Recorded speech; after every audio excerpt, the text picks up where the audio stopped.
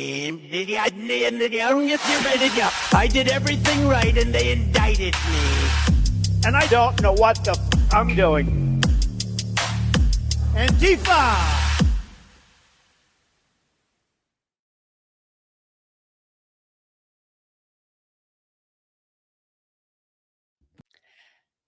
Hello and welcome to the Katie Halper Show. We are so thrilled to be here, and thank you so much for joining. That was a new intro. Thank you so much to Brad for that intro, and that was, of course, nice music under the wonderful words of President Donald Trump. So now that it is 1 year into the administration, we decided to take out the old, bring in the new, get rid of the Joe Biden music that we usually use. And we are finally, I guess, we are facing reality and the fact that Donald Trump is president. So thank you, Brad, for that. We have an excellent show for you today. And we have another person who's coming in onto the show who we just added. So we're extremely excited. And let's see, I'm going to tell you about the people who are joining us during the second half. So during the second half of the show, we are talking to Ollie Vargas, who's been on the show before. He is a Bolivian journalist who is currently based in Beijing. He's going to talk to us about the way that the Venezuela attack, the attempted regime change, the kidnapping, how that's affecting the rest of Latin America and what other Latin American leaders and people are doing in response to this. We're also going to be joined by Chris Gilbert, who is a professor of political studies at the Universidad Bolivariana de Venezuela. And he is in Caracas right now, and that's where he's based. And he's going to talk to us about literally what's happening on the streets of Venezuela right now. Also, please don't forget to hit subscribe and press the bell. That way you won't miss any of the streams that we do. For instance, Wednesday, I'll be doing an extra stream on Pakistan, because that is a subject that gets really neglected, as people probably noticed, by even leftist media. So I'll be talking to the sister of Bushra Bibi Bushra, who is the sister. Sorry, I'll be speaking to that sister, Mariam, who is the sister of Bushra Bibi. And she is the wife of Imran Khan. So she's in jail with Imran Khan. So we're going to be getting some great interviews tomorrow. Also, Hassan Ali, who's a journalist based in Pakistan, and a lawyer, a barrister who is part of close to Imran Khan, who has had his home burned down. So so many great things happening. Again, that's why you want to hit subscribe and then press the bell. Also, please like the stream if you haven't already liked the stream. It really does help the algorithm. And make sure that you become Patreon supporters, because we literally couldn't do the show without you, without your Patreon support. And you can do that at patreon.com/The Katie Halper Show. Again, that's patreon.com/The Katie Halper Show. And we are going to bring on our first two guests. Very, very excited to be bringing them back onto the show. They've both been on the show, but this is the first time that they're coming on together. So this is a historic moment. We are bringing onto the show Greg Stoker and Mike Prysner. Greg is a former United States Army Ranger with a background in special operations and human intelligence collection. He conducted 4 combat deployments to Afghanistan during the unfortunately named Global War on Terror, and is now an anti-war activist, host of the Colonial Outcast podcast, and an analyst at Mint Press News. So welcome, Greg. Hello, Greg. Oh, my mic's on. Yeah. There you are. Yeah. Thanks for having me on. Great to be here as always. Of course. Thank you. And also joining is Mike Prysner, who joined the Army 3 months before 9/11, and in March 2003 was part of the invasion of Iraq. After 12 months in the occupation, he became an outspoken opponent of the war and became known for speeches, protests, and veterans organizing against U.S. imperialism. Since 2015, he has been the producer and co-writer for Abby Martin's show, The Empire Files, and is also the host of Eyes Left, the socialist anti-war military podcast. And Mike is co-director with Abby Martin of the excellent documentary, Earth's Greatest Enemy. So welcome, Mike and Greg. Thanks so much for joining. Hello. Hello.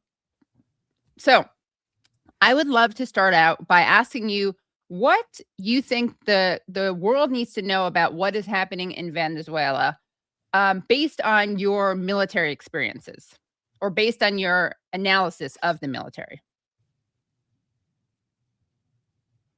Or So I guess we're doing chicken. Who's gonna go first? Well, I mean, I can start really quickly. Yeah. I mean, I don't have any real military expertise outside of also being sent to a regime change oil war as a teenager, though, that ended up being quite a big debacle. So that's where, that's really where my expertise lies on military stuff. I do want to say, though, that one thing that I have seen the most, like looking at things the past couple of days, I'm sure Greg can speak to this also, is that the operation kind of proved that it was an inside job of sorts, that there had to have been collaboration from within the Venezuelan military, the Venezuelan government, to let these special operations soldiers come in, not a single American casualty, no U.S. helicopter shot down, capture the head of state, a heavily guarded head of state of another country.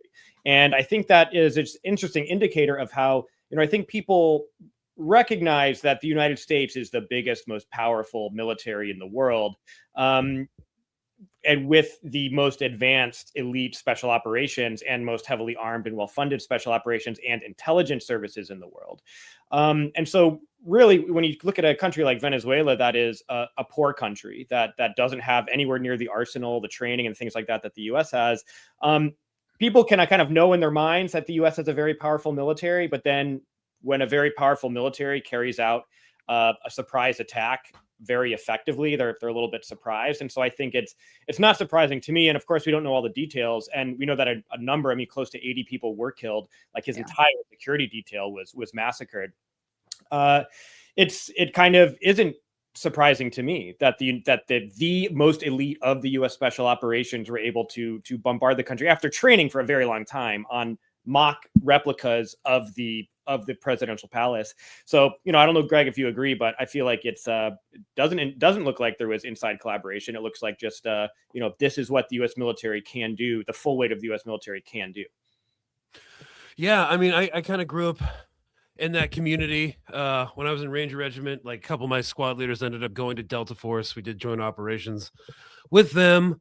It's just like very, very suspect that that went on without like any hitches, no casualties on the U.S. side. I think I don't know, kind of when these type of operations happen, like the actual circumstances surrounding what actually happened gets like teased out over time. Mm-hmm. So it's really hard to make a determination. From what I'm seeing and what I believe is that it's still a very dynamic situation, and we can give a lot of supposition. But I think what's important to talk about, especially with regards to like the propaganda coming out of Washington, if we're going to stay like strictly military about this, I do want to talk about the use of special operations as military propaganda to project strength, military strength, when it doesn't actually exist in the way that people think it does. And that's been happening since the Vietnam War. So like right now, there's a lot of, what I call NatSec psychos, really like high on their own supply, talking about how incredible this operation was. Cybercom was involved. They shut down like all the internet so nothing could really get out. They shut down air defense systems through electronic warfare. And there was also airstrikes. And it's just like no other military could accomplish this. Yeah, that's true. But it also masks the fact that, we have an absolutely critical munition storage and can't wage high intensity conflicts. So we do have a really elite special operations force, but we're losing in a lot of other fields, like full spectrum dominance. This fascination with the unipolar moment and being able to project power and dominance throughout the world, that no longer exists. That was a failed mission right now. But we still do have these elite forces that need massive infrastructure to back them up. As Mike was talking about, you just had this huge intelligence apparatus. You had to construct training facilities that looked what we call like glass houses, maybe, that looked exactly like the inside of the building. Generally, you get that information through human intelligence sources, unless you can find a way to get the blueprints, which is generally doesn't really happen. And then all this happened, and Maduro got captured by Delta Force, handed over to the DEA, and now he's being tried. But like that really is the extent of it. Like we're showing that we can, with impunity, gunboat diplomacy, gangster imperialism, whatever you want to call it, We can extraordinarily rendition anybody we want, but that doesn't mean we're capable of waging these, wars like in Iran or over the Strait of Taiwan. But it is a good propaganda piece, absolutely. And that's kind of what I see, because we've been using special operations through that lens to project strength throughout the Vietnam War when we were clearly losing it. Everybody knew we were. And so to me, just from that lens, it's kind of more of the same thing. Yeah, Greg, we won't really know what happened until all the Navy SEALs involved write their own books with. But there weren't SEALs involved, so we're not going to get any books. Oh no, sad. Oh, well, that would have been the key right there. But no, Greg brings up a good point too. That I think in some ways the reason this is the Trump administration is treating this as this like great show of strength. Like, look how badass we are. We can go do something like this. We could take out a head of state, and it can be this perfect operation. But the fact that they had to make this a special operations raid, it shows the fact that they couldn't actually wage a real ground war in Venezuela. I mean, their own assessments, like they ran like war games a year ago. The Pentagon's own assessments of a ground war in Venezuela, like the type of invasion that we thought was something that was the Trump administration was mulling, which they were, because they've the U.S. has tested for this. They knew that it would just be like a guerrilla war that would take many, many thousands of American troops. That would end in a quagmire. So they know that they don't really have the capability, as big and as powerful as the American military is, to go in and invade the country and do like an Iraq war style thing. They knew it would end up very similar to how the Iraq war invasion ended up, or the invasion of Afghanistan for that matter. And so the admission after, trying to overthrow the Venezuelan government since Chavez came into power a very long time, almost 30 years ago, they're like, well, we can do this. And they can do that very effectively. And, the reason that, Greg, you mentioned handing them over to the DEA, like the only reason that they involve the DEA is just to claim some kind of legal legitimacy to this, because, which may end up backfiring on them, because really what Hegseth and Miller and all these people are really talking about the new Monroe Doctrine. They're being very open about the fact this is our hemisphere, these memes that they're putting out. They're being very brazen about the fact that we are going to send our military in and kidnap a head of state who we don't like because he won't give us their oil. Like, they're saying that openly, but there's no legal basis for that. And, instead of whisking him away to Guantanamo or, like in other regime changes, right? Like with Saddam Hussein or Gaddafi, they're not handing him over to rival forces to be lynched. It's not like an Assad situation where he could be exiled and then another force could come in and immediately take power in the country.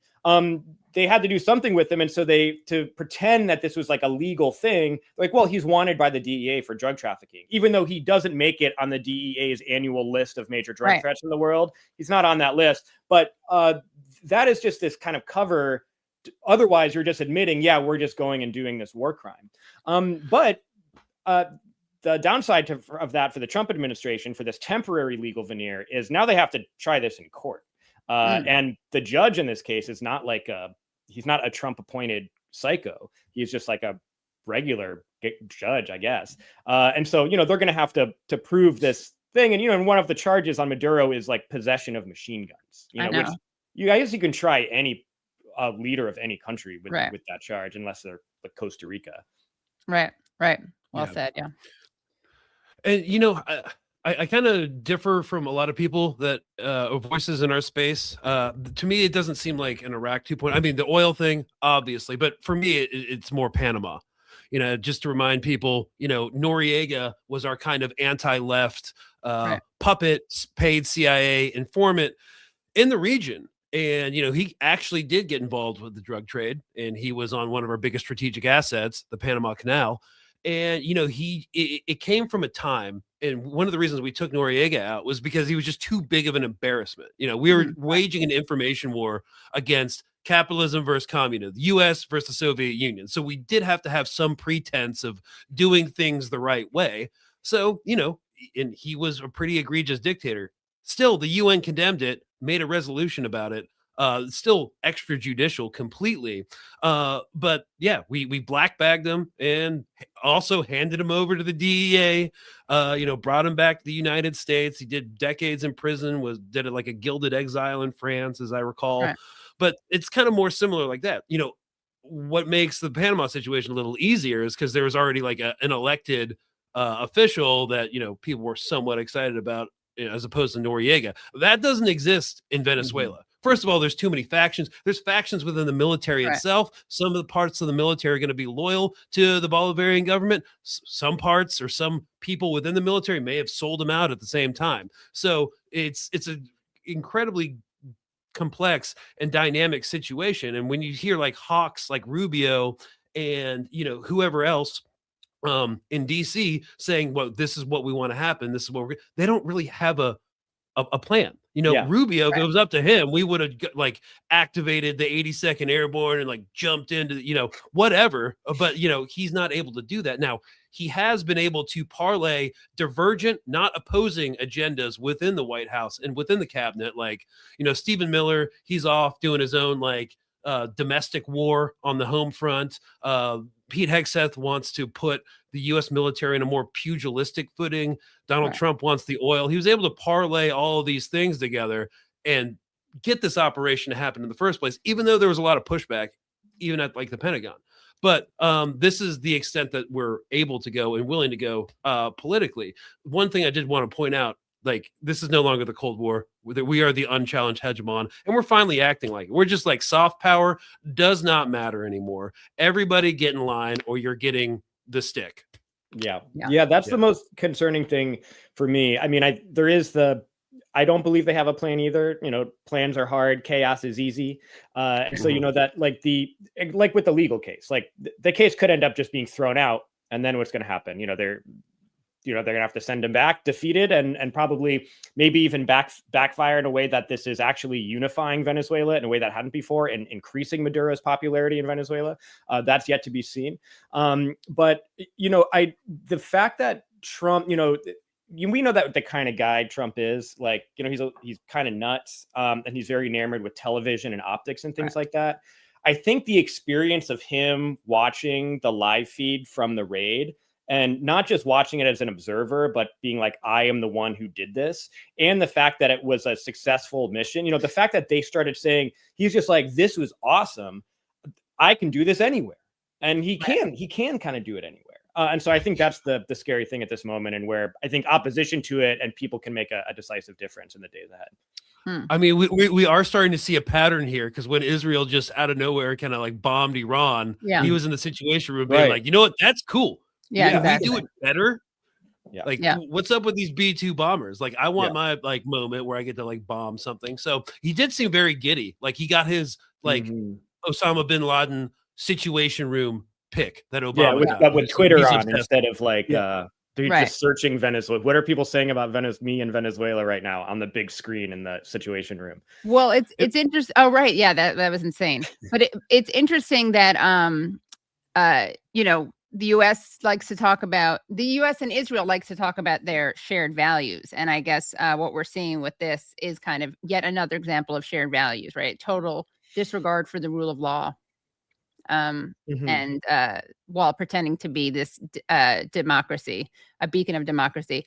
I want to ask you guys, we're going to talk more about the oil, because I do have a question about that. But I want to ask you guys to react to something that Mike Waltz said.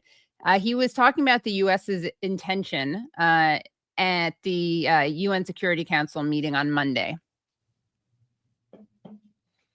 I now give the floor to the representative. Rubio stated just yesterday, this is the Western Hemisphere. This is where we live.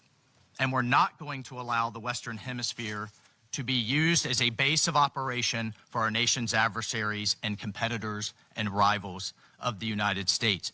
You can't turn Venezuela into the operating hub for Iran, for Hezbollah, for gangs, for Cuban intelligence agents, and other malign actors that control that country. You cannot continue to have the largest energy reserves in the world under the control of adversaries of the United States, under the control of illegitimate leaders, and not benefiting the people of Venezuela, and stolen by a handful of oligarchs inside of Venezuela. But Hezbollah, Iran, you know, the Menendez brothers, like every.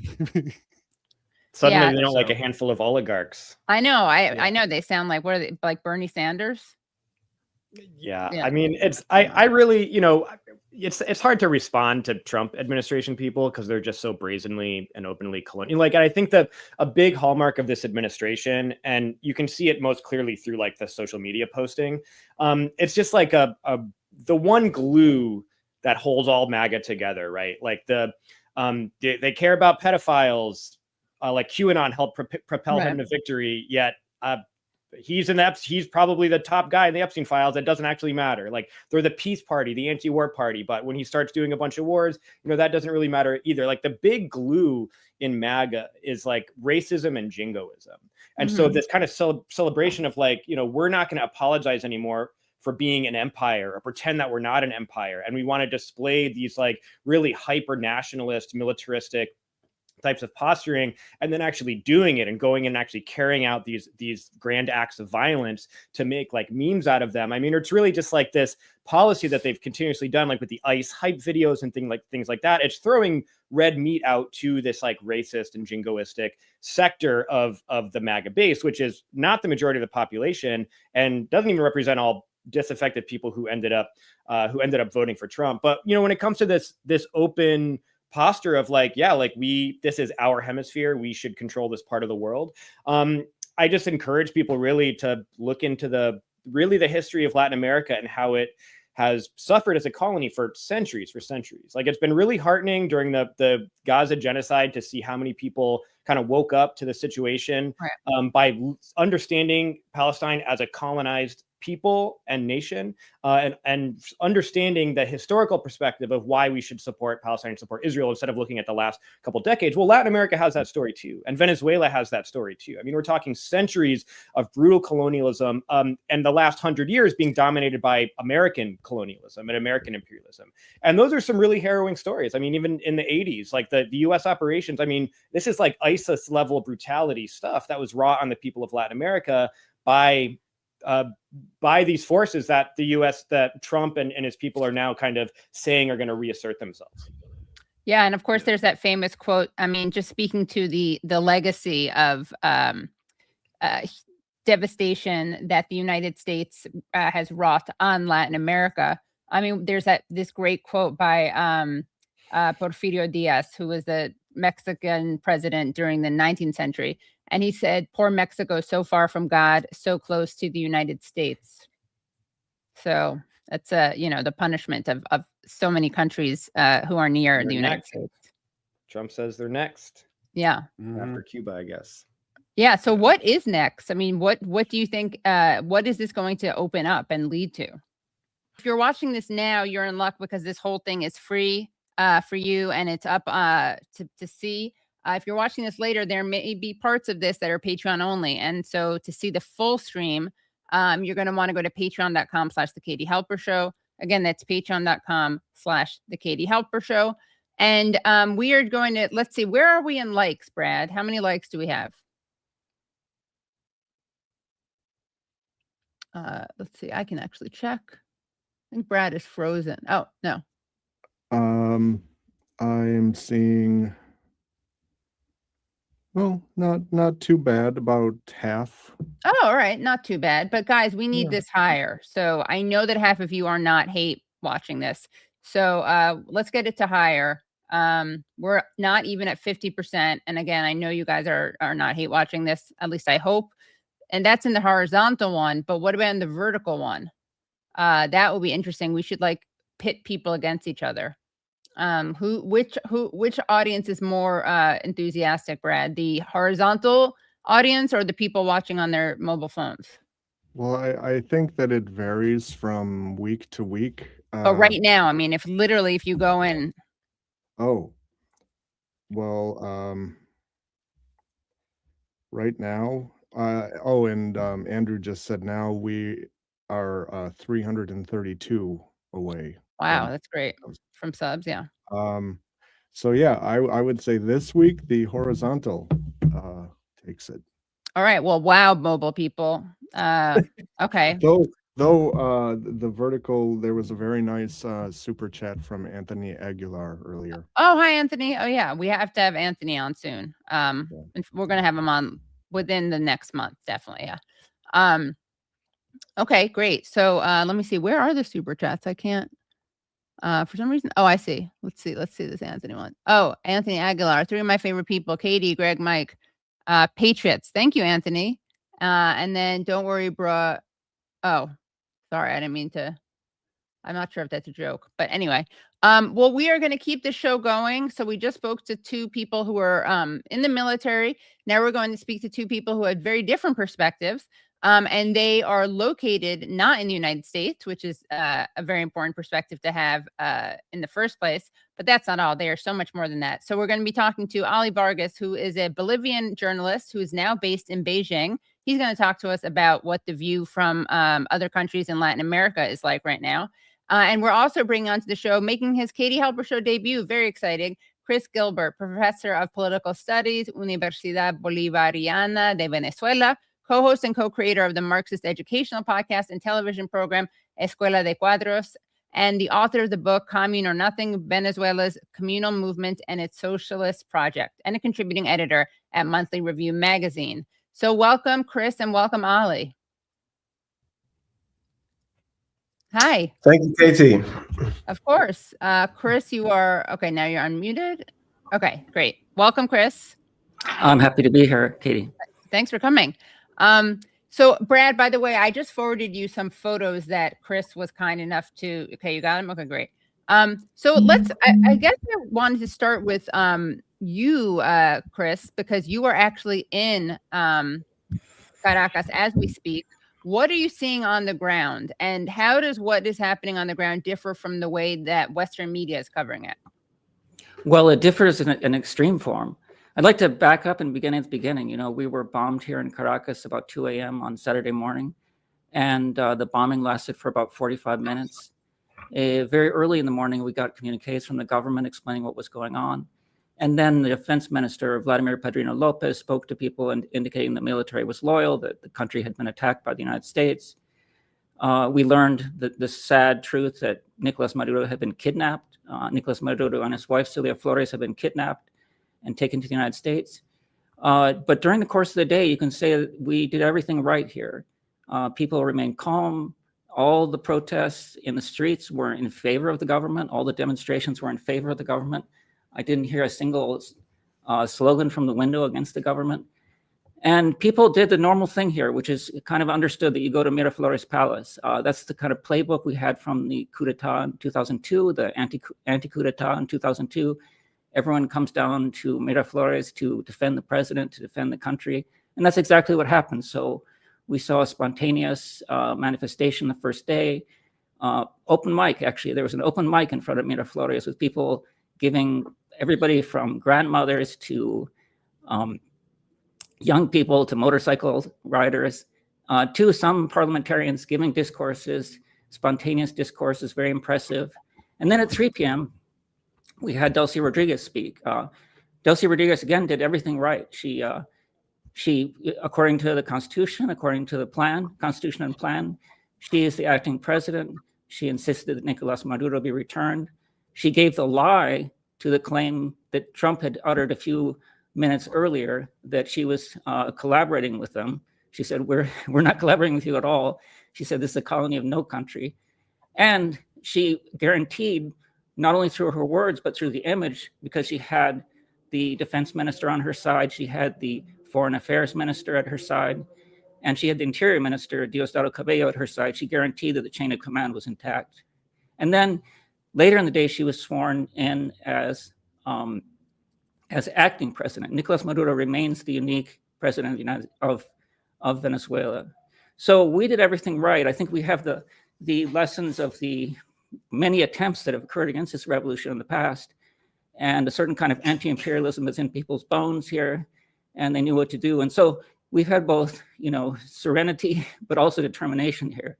And I think there's one other thing that I'd like to highlight, which is that Delcy Rodriguez acted like a real revolutionary when she said how we're going to defend the country. She said it would be defended according to Nicolas Maduro's plans. She said it would be defended the plan was the union of civilians, military, and police. That's an old idea that Chavez developed, the military-civilian alliance. And Nicolas Maduro elaborated, including the police. And we've actually seen that on the streets. I sent you images of people. Yeah.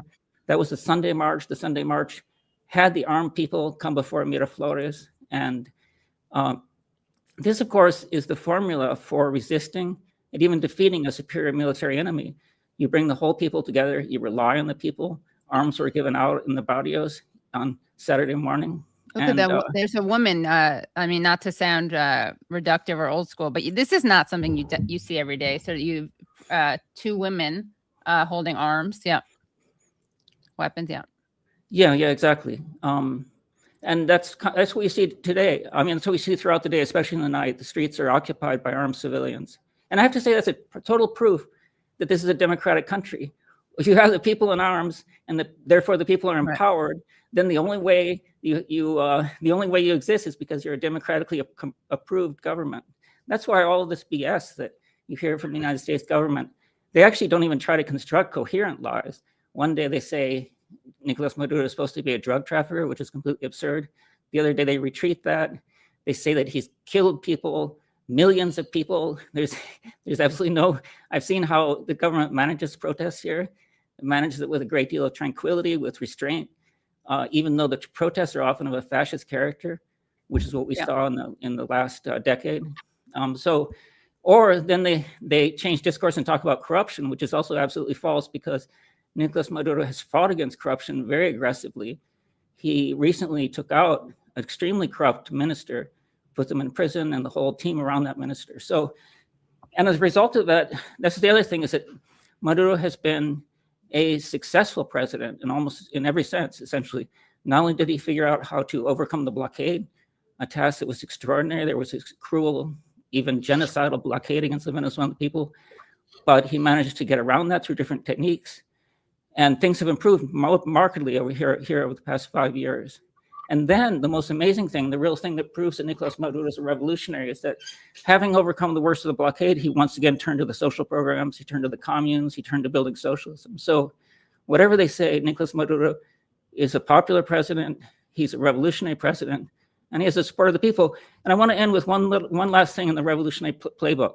When Hugo Chavez was kidnapped in 2002 by the people carrying out the coup d'etat at that time, he managed to send a message to the people. He relied on low-ranking officers to send out a message to the people. He scribbled it on a piece of paper, passed it around, and it came out to the people that said, I haven't resigned. And that's what people expected from Nicolas Maduro. And that's exactly what he did. He gave this sign to people that we were going to win, that we were going to fight and win. He showed a fist and a victory sign. So we have a playbook here. We've done things right. Of course, they had a punctual military victory against us. But we followed the right playbook. People have acted like revolutionaries, and they've had the support of the people in doing it. Right. Yeah. There's also a video, by the way, that I thought we could show. Breakthrough News posted this, and it says what mainstream media won't show you, because those photos that you sent are very instructive. But we also have a video, and that is Brad. You have that, right? I think it's already in there. And then we'll.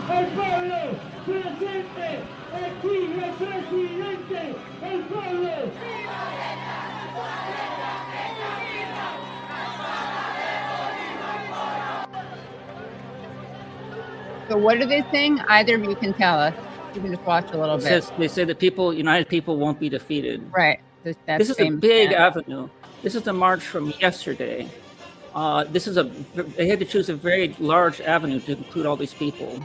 This was a massive march that occurred yesterday. And Nicolas Maduro's son spoke at the end of it. Yeah.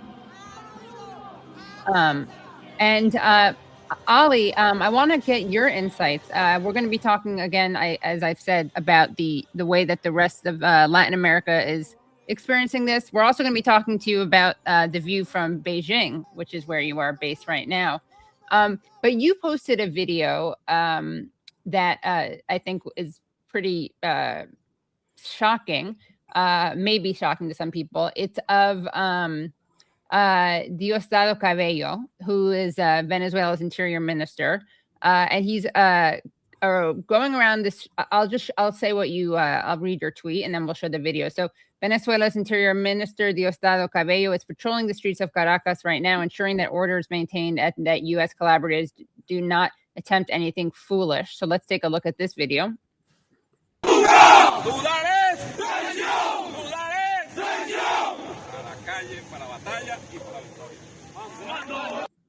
Okay, so tell us about Cabello. Diosdado Cabello is he's the current interior minister, but he's also the sort of general secretary of the ruling party of the United Socialist Party of Venezuela. It's kind of seen as one of the main guys of the government, along with Delcy Rodriguez, who is now the acting president. But he's has been a senior, one of the most senior members of the government for a long time, for many years, and part of the, when you talk about what is the state in Venezuela,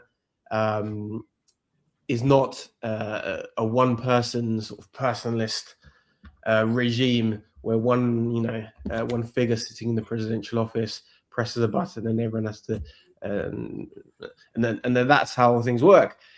There is a whole apparatus of which Diosdado Cabello is an extremely important part. And at the moment, in his role as interior minister, obviously he is in charge of sort of domestic security forces, and that's an incredibly important job at the moment, because I think part of what the United States were hoping for was in kidnapping President Maduro, but without doing a full ground invasion and occupation of the country to bring about regime change, they're hoping perhaps that through the kidnapping, this could trigger a sense of panic in the population, a sense of chaos, perhaps sort of criminality, looting, protests, which can then trigger regime change itself without the United States having to go in and occupy and do a full boots on the ground invasion, which we know the United States wants to avoid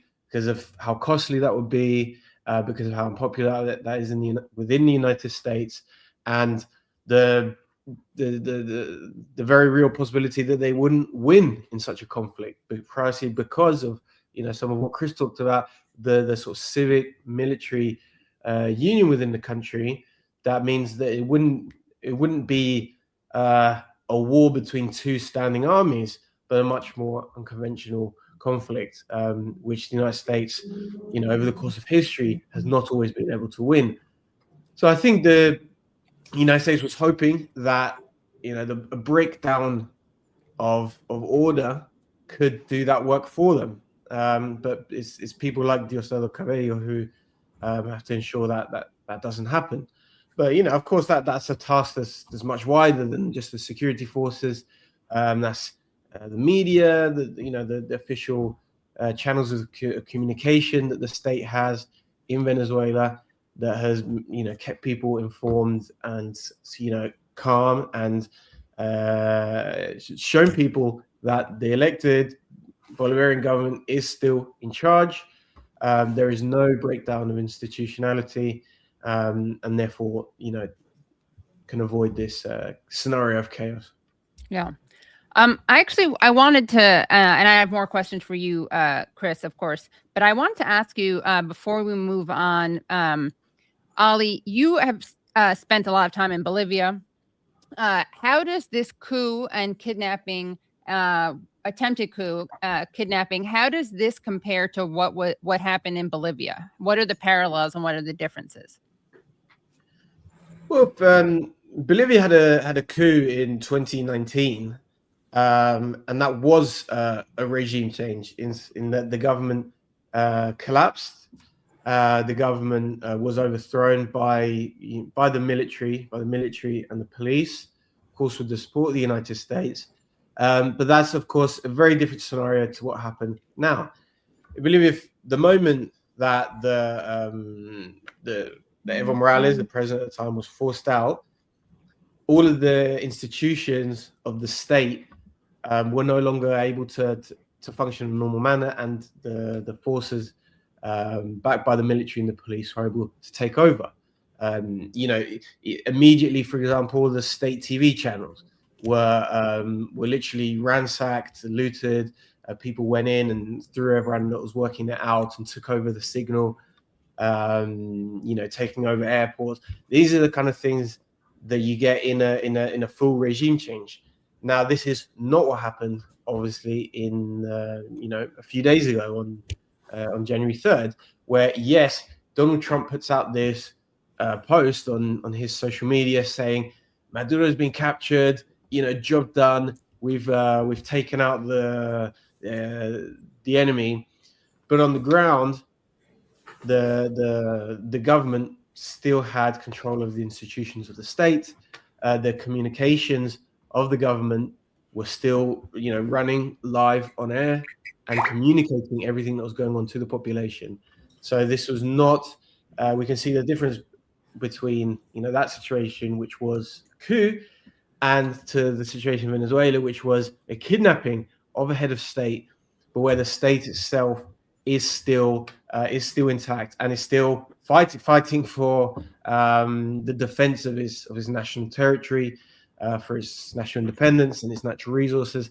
That fight is now. It's a process that's going on right now, and it's we had all of this gloating, and I'm sure everyone would have seen on social media, not just from Trump himself, but from everyone, on the American right, talking about, oh yes, we're the US, we can do what we want, we can go in and just press a button and anywhere in the world and take people out. We can take entire countries. They have not taken Venezuela. Venezuela has not fallen. They are Trump, whatever his comments about him managing Venezuela and managing Venezuela's oil, he is not managing Venezuela or its oil. I'm sure he has plans about how he will attempt to do so, but he does not right now. And the fight to prevent that is going on right now. Well, I wanted to ask both of you to respond to a clip from Face the Nation with Margaret Brennan, and apologies for this, but I thought this was fascinating because we were just talking about Diosdado Cabello, and here is Margaret Brennan speaking to Marco Rubio, and I think that what she says is fascinating and what he says is fascinating. So let's take a look at what she says, and again, she's going to be mentioning Diosdado Cabello, who you just spoke about. I'm curious because you just described the regime as still in place, essentially. I mean, I'm curious why the Trump administration decided to leave it intact and only arrest Nicolas Maduro and his wife, the person who controls the police, the chief thug, Diosdado Cabello. He's the interior minister. He's been indicted by the United States. He was in that indictment the administration released. He's a narco-terrorist. There's a $25 million price on his head. He's still in place. The defense minister, who has deep ties to Russia, $15 million. I'm confused. Are they still wanted by the United States? Why didn't you arrest them if you are taking out the narco-terrorist regime? You're confused? I don't know why that's confusing to you. They're still in power. It's very simple. You're not going to go in and wrap up. But you can't go. You're going to go in and suck up 5 people.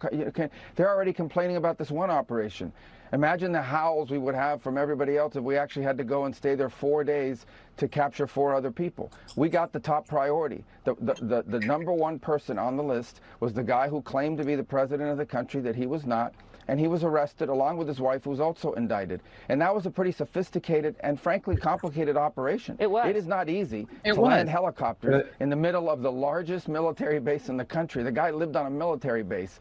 Land within 3 minutes, kick down his door, grab him, put him in handcuffs, read him his rights, put him in a helicopter, and leave the country without losing any American or any American assets. That's not an easy mission. And you're asking me why didn't we do that in 5 other places at the same time? I mean, that's absurd. I do think this is one of the most, daring, complicated, sophisticated missions this country has carried out in a very long time. Tremendous credit to the U.S. military personnel who did it. It was unbelievable, and tremendous success. And today, an indicted drug trafficker who was not the legitimate president of Venezuela, who we don't recognize, the Biden administration didn't recognize, 60-something countries don't recognize, the European Union doesn't recognize, and many countries in Latin America don't recognize. He was a indicted drug trafficker. He was arrested. His wife was arrested, also but the indicted, the others who are also indicted are still system of courts. The others who are also indicted are still in place. So that's the point of my questioning there. But you talked about not being the legitimate. So you wanted president. us to land in 5 other military bases? No, I'm asking why you chose that this was the limit of the military operation. But to your point that you just made, that okay, so that Maduro was not the legitimate president. The guy was claiming to be the president. Yeah. Yes. One thing that stood out to me there was the whole narrative coming from Washington after this is we are the most powerful country on earth. We can do what we want. We're not bound by international rules or laws because we have all the power. But when asked why he couldn't do a full regime change, the first thing he says, the first point he makes is that imagine the outcry. Imagine the international outcry. And I think perhaps if he had more time to prepare for that question, then maybe he wouldn't have put that as his first. But I think the fact that he did do that sort of off the cuff shows that the US is not as powerful as that they are boasting in this situation, and doesn't hold all the cards as they claim to do in this situation. And that's why I think, we've got to bear in mind that the plan, I think one part of the US's strategy was the belief that through this sort of shocking and dramatic kidnapping of Maduro, that the sort of center of power would disintegrate and, through chaos on the streets, do regime change for them. But that has not happened, but precisely because of the strength of institutions in Venezuela that are extremely resilient and have been for many, many years now. Yeah. Good point. Chris, what are your thoughts on this? I mean, there's so much from Brennan's, from what Brennan says to what Rubio says, but yeah. I'm hesitant to really give any space to what Trump and his band of sycophants say, partly because it's so profoundly irrational, and they are fascists. If you say the way they speak, they circle around different mushy ideas, confusing ideas. But there is a common theme, and you might call it id, but I would call it fascism. That it is fascism. So in fascism, always forefronts irrationality. Katie, I know you've done work on the Spanish Civil War. In the Spanish fascism, there was a slogan, Viva la muerte, long live death. This is a complete expression of madness. But fascism likes to forefront irrationality. And I suppose that's supposed to be a show of strength. So in some sense, I'm reluctant to even give any consideration to what they say. But I would like to say something, which is to contrast the chaos in the Trump administration, the inability to present a coherent discourse, probably not even the desire to, but the complete, I'd say it's somewhat, to rely on a somewhat old trope, it's a tragedy and a farce, but it's leaning more towards being a farce. And I would contrast that with the situation here, where everybody's on message, where everybody acts with a unified command, where everybody knows what they're supposed to do and acts with serenity and determination and relies on the people. Obviously, when one test of democracy, there should be a wide debate about what democracy is. It's often sad how little debate there is. And one important feature of democracy is clarity in communication. Because if you fail to communicate things to your people, there cannot be a discourse around what you're doing. There cannot be commentary, participation, and pushback. Of course, Hugo Chavez was a great communicator, and that was a part of the democratic experience here. But that tradition has continued. But that tradition has continued here. So this failure to state as a failure of democracy in the United States is a gross understatement. They no longer even desire democracy. And here we have a democracy where people communicate. You can actually see how Nicolas Maduro responds to the desires of the masses. He responded to the desires of the masses to return to socialism, to strengthen the communes. And so there's a two-way discourse going on here all the time. So I would say there's a big difference there. And again, to go into the territory I don't like, which is commenting on what Marco Rubio says, I'd like to say that they cannot really even say they had a military victory. If you think about it, what is a military victory? War is a continuation of politics, as we understand. And to have a military victory, you have to have a political plan, and they absolutely lack a political plan. Whereas here, our political plan is very clear. Our political plan is sovereignty. In fact, when you listen to their plan, they talk about the Monroe Doctrine. Again, the Monroe Doctrine was born in tragedy and farce too. Throughout the whole 19th century, the United States was completely incapable of enforcing anything like the Monroe Doctrine. There was a French emperor in Mexico. There's always been European colonies in the Caribbean. And even as late as 1980, Britain reestablished its control, its colonization of the Malvinas Islands. So the Monroe Doctrine has never really been anything that the US is capable of carrying out. And so they think that by announcing a doctrine, whether they call it the DUMB-roe Doctrine, I would call it the DUMB-roe Doctrine. It should be called the DUMB-roe Doctrine. They think that by announcing a doctrine, they can dominate us. But no, here we have a doctrine. That doctrine is called Bolivarianism. Bolivarianism is the longstanding aspiration and reality of Latin American sovereignty. Latin America has had sovereign countries for something like 200 years. That is a huge advanced political achievement. And there's a strong discourse here. And Bolivarianism is a shorthand we use. Bolivarianism stands for Latin American sovereignty. It stands for Latin American integration. There are numerous steps. Hugo Chavez continued it. The Cubans continued it. Nicolas Maduro continues it. So we have our doctrine and we have our force too. And I think that the political soundness of our project is, and the high moral ground we have, is a strength. They have nothing of that kind. I mean, sure, you can giving space. I mean, he is the Secretary of State, and Donald Trump is the president. So I think it's worth analyzing it. And I think it's worth analyzing the media. I mean, I was kind of blown away by how belligerent Margaret Brennan was. I mean, she's like asking for more intervention than there already was, which is just, again, the thing that the thing that's so frustrating about media bias is that unless you're working hard on it, or you do a lot of your homework, or you're very, involved in this, you won't even realize the media bias, because all you're seeing is the very media that is being biased. I actually wanted to sorry, trigger warning, but I did want to play another clip of not very unpleasant. And this one is with Jake Tapper and Stephen Miller. And they make these two people we just saw look like angels kind of, but there's some really shocking stuff that gets said in this. So let's take a listen to what happens here. A source briefed on the Venezuelan operation told me that a handful of American troops sustained bullet and shrapnel wounds, but none are life-threatening. Can you share with us how serious any injuries to American service members might be, and also any information you can tell us about any Venezuelan civilian casualties? Yes. Well, let me take the second part first. And by the way, this, of course, Stephen Miller is Trump's Homeland Security advisor, real racist, xenophobe, just disgusting person all around. Okay.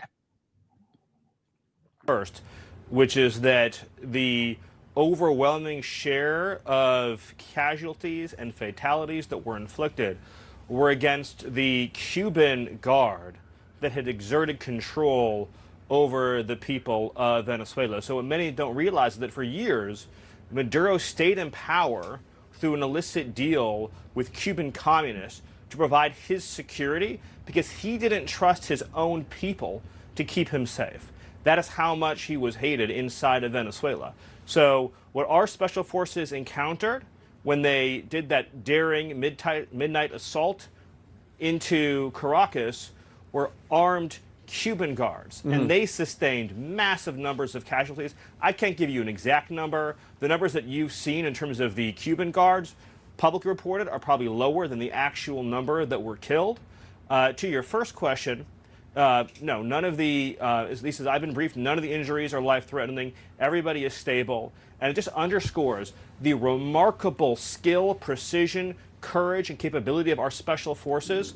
And I wanted to set the table one more time for your audience. I'm sure you've talked about it at length already, but the United States of America launched an assault force into Venezuelan territory, Right. which has sophisticated air defense systems, which has sophisticated surveillance systems, which has weaponry that they've received that can take out planes and helicopters from our foreign adversaries that they've been stockpiling for years in anticipation of the possibility of such an action. So we're gonna there's actually more in this clip, but I just wanted to highlight first of all how disgusting and dehumanized the discourse is around the. First of all, I have to admit that I was surprised that he was even asked about casualties of non-Americans because our media doesn't care at all. And I did a search Apple F of the main Sunday news shows, and not a single one of them mentioned the casualties of non-Americans, so Venezuelans and Cubans. But the way he talks about these Cubans being killed as something that not only is it's not just collateral damage, it's actually something to be celebrated, according to Miller. So I want to know your thoughts on this. I want to say something. I mean, starting with the idea that there were not civilian casualties. Fort de Tuna, the military fort there, is a site of Gran Misión Vivienda Venezuela. Many people, especially poor people, live in the fort. A friend of a friend was there, and the attack happened about 50 meters away from the wall, in which the windows were blown out, and he has 2 children there. He managed to get them out. People were killed in that area. Children were killed. So the idea that it was a surgical military operation is a lie. About the Cuban security detail, I really think that should be seen in exactly the opposite way.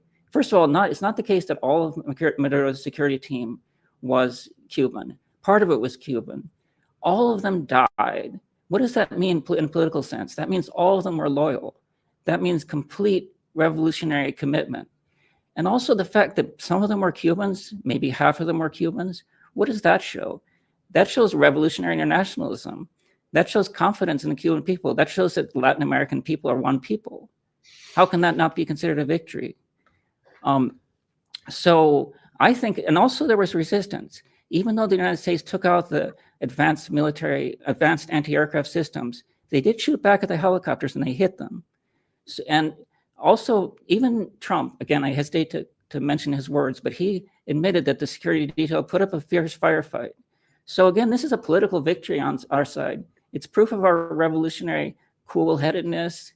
It's proof of the revolutionary mettle on our side. And it's proof of the internationalism, because they don't only have to confront Venezuela, they have to confront Latin American revolutionaries around the continent. Colombia has an important revolutionary movement still in arms, and they are all supportive of our government here. Cubans are revolutionaries, and they're seasoned revolutionaries, as we've seen, and they support us. So I read that in the exact opposite way, as a sign of our political victory, as a sign of our revolutionary condition. Yeah. Ollie, do you have anything to add to that analysis? And not just this one clip, but just your thoughts on kind of the internationalism that defines this movement.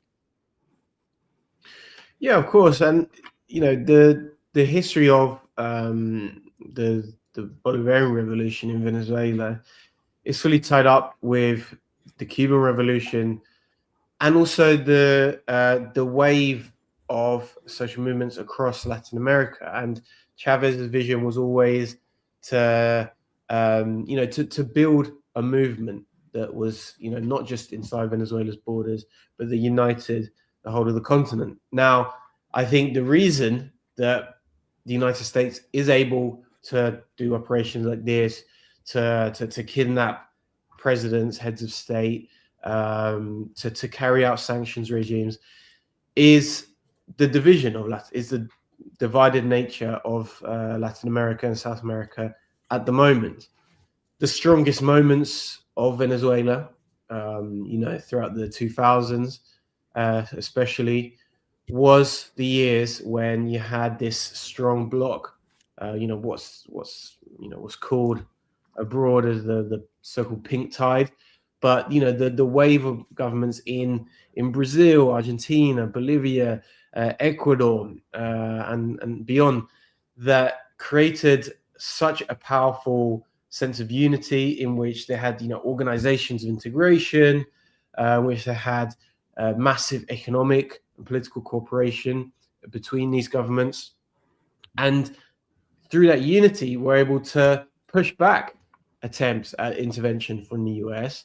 Chavez himself, for example, played a huge role in pushing back the attempted coup in Bolivia in 2009. And that sense of unity is what gave Venezuela and the other governments of that time massive strength. And obviously, Venezuela is now in a much weaker position in that there doesn't exist that level of unity and strength that existed in parts of the 2000s. So that is that is what the United States has been able to bank on, and that it should be a point of reflection for the rest of Latin America, that the United States will be able to carry out these type of actions in Venezuela and elsewhere if there is this level of division and the United States is able to carry out a strategy of divide and rule.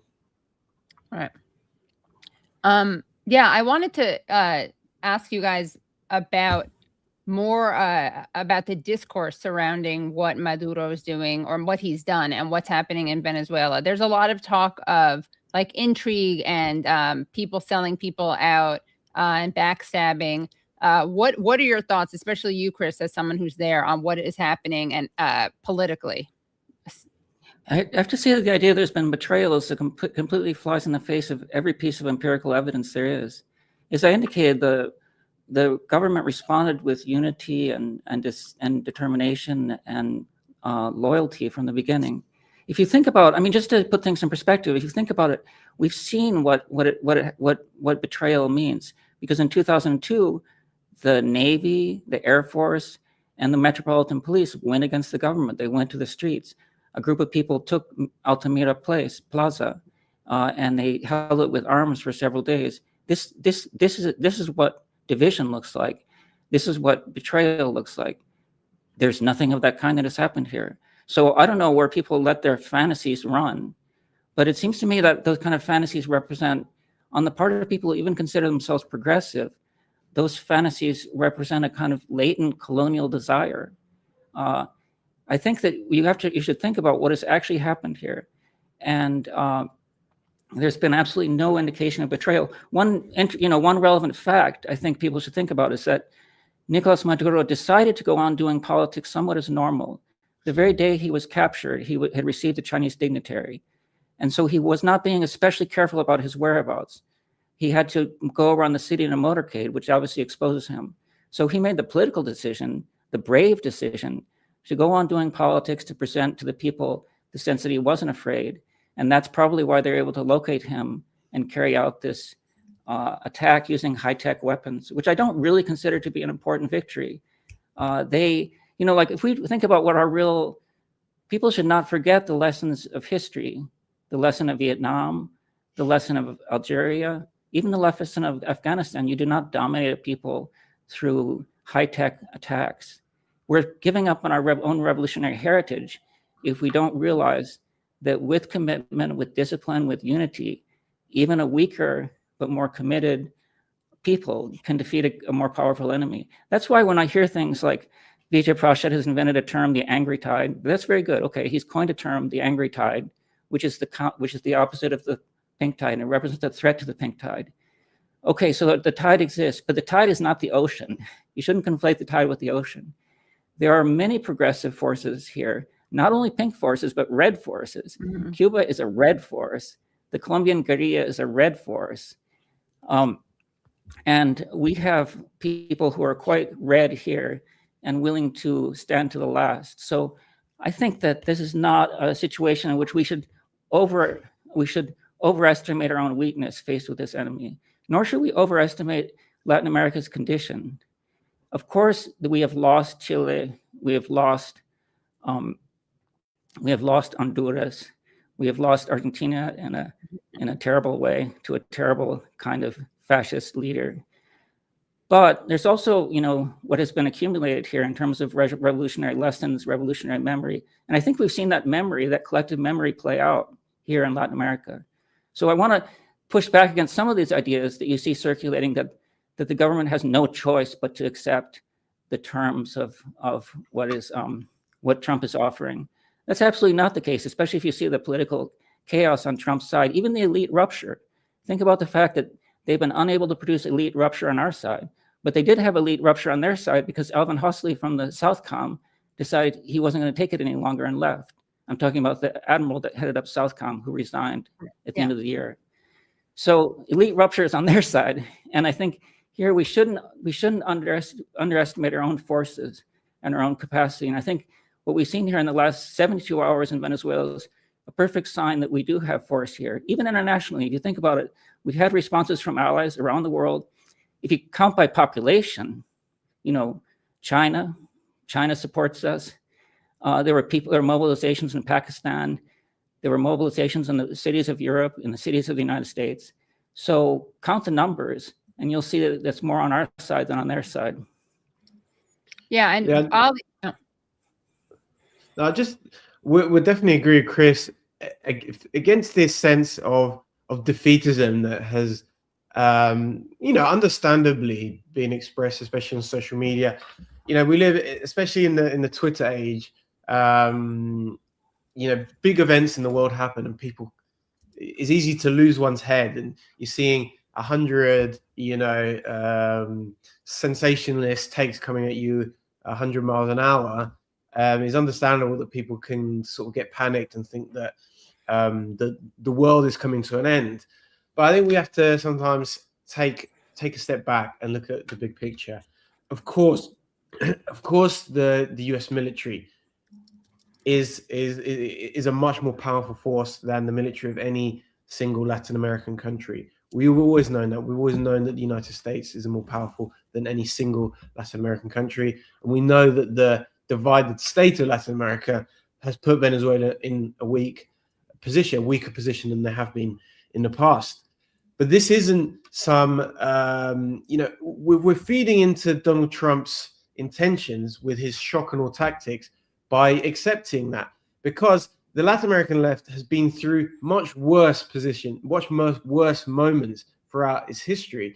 If we look at the 60s, 70s, 80s, where anyone on the left in Latin America was in hiding, where you had military dictatorships in almost every single country, especially of South America, all coordinating with each other to repress anyone across borders. And that was a much darker situation for the left in Latin America. And those forces not only survived, but managed to reorganize and then take power. Or we can even look at the 90s, after the fall of the Soviet Union, when all across the world, it was declared that socialism is over, the dream is gone, that anyone on the left now has to attach itself to the neoliberal end of history. But within a few years of that happening, you had Chavez, coming to power in Venezuela, and all the other governments as well across South America. So, I think both of those moments in our recent, I'm not talking about 100 years ago, I'm talking about, the 70s, 80s, and the 90s, were much darker and more difficult periods for the left in Latin America, much worse than what we have now, which, yes, it was a tremendous, a tremendously bad moment, the kidnapping of President Maduro, but with the government is still empowered, that the fight hasn't been defeated, the fight is still on, and the left, especially in Latin America, survived much worse moments than this. Yeah, and what are other countries doing right now to support Maduro and fight back against the United States? Well, it depends what countries we're referring to. Within Latin America, as I've said, already, is that we have a very divided situation. We have, presidents like Javier Milei in Argentina who are actively celebrating this moment. Other right-wing governments in the region whose initial, such as Bolivia and elsewhere, whose initial reaction was to celebrate this because, of course, they're entirely attached to the United States. Ideologically, politically, and every other way. So their instinct was to support this. But I think since then, we've actually seen quite a muted reaction, even from those, US aligned states, because of how shocked they are of the manner, the discourse that Trump has had, I think it's the White House accounts itself saying the hemisphere is ours. The resurrection of the Monroe Doctrine as in a much more nakedly imperialist, colonialist manner, in terms of the rhetoric. And I think a lot of people are reflecting now that this is, this is going to go, their intentions go a lot further than fighting communism or spreading democracy. Actually, their intentions are something else entirely. Their intentions is to loot and enslave every country of Latin America. And all of their discourse is being geared towards stating that very openly, that this is not about Venezuela. This is about them imposing themselves across the whole hemisphere. So now people are waking up to that. We saw the president of Chile, Gabriel Boric, a sort of, this sort of centrist figure who, he's on the way out, but he's still the president at the moment, saying today it's Maduro, today it's Venezuela, tomorrow it could be us. Right. And that is very true. And that's a very, obvious and correct observation. But he's someone that has spent his entire time in office attacking Venezuela, encouraging regime change efforts in Venezuela. But now that things have got real, it's clearly spooked him. Following on from that, we have Trump's threats of basically doing the same, kidnapping the president of Colombia, kidnapping the president of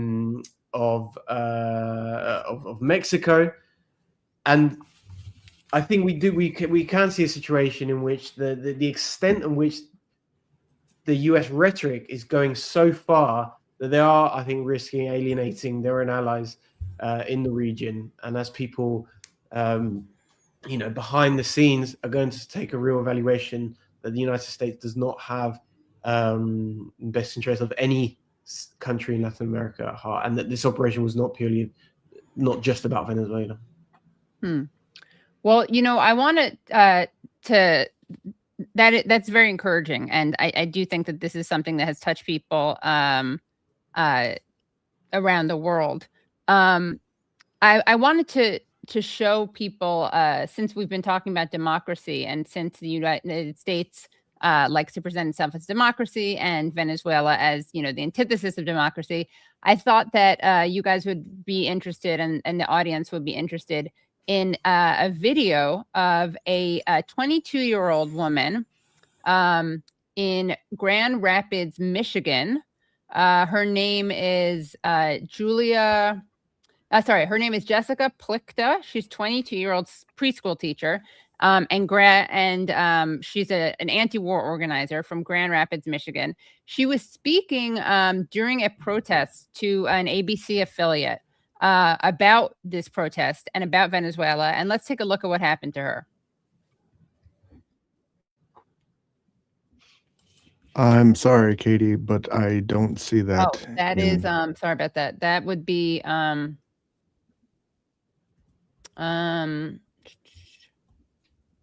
where's that one? But if you'd like to come back to it, I'm sure I can get that ready in a minute or two. Sure. Yeah. Well, there's another one. I know the one you're referring to is where someone is sort of speaking to, Vox Pop media, and then it got removed. So let me see if someone can send that to me. I'm not sure where it is. So why don't we do this instead? We'll flip it the order. Nate, if you could get that to Brad and text it to him, that would be great. I think it got accidentally deleted, but here's another video that is relevant. You have the Fox News video, Brad? That's C05. This stuff from the judge translated to him by an off-screen trend. Okay, wait, sorry. Let me just explain what this is. So what we're about to see here is an interesting take on what Nicolas Maduro experienced in the United States. All of this stuff from the judge translated to him by an off-screen translator to ensure that he understood. He said he did.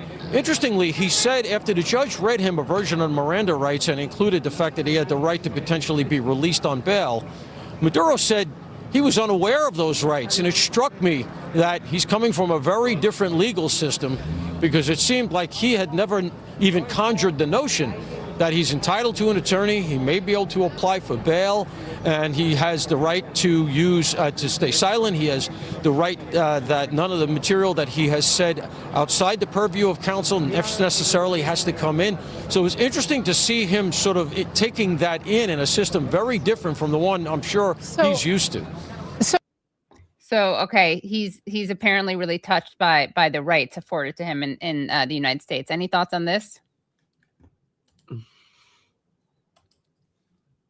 I don't know, maybe Chris has more experience of the US, of how the US prison system actually exists in. Well, I mean, I think Chris is having some tech issues, but this would actually be the perfect time. Brad, do you have the other video ready? Yes.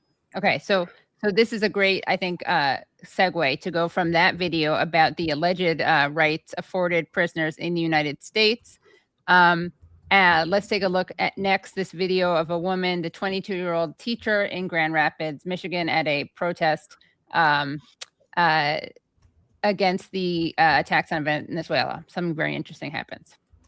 Not just in a foreign issue, it's our tax dollars that are also being used to commit these war crimes. It is also the duty of us, the people, to stand against the Trump regime, the Trump administration, that are committing crimes both here in the U.S. and against people in Venezuela.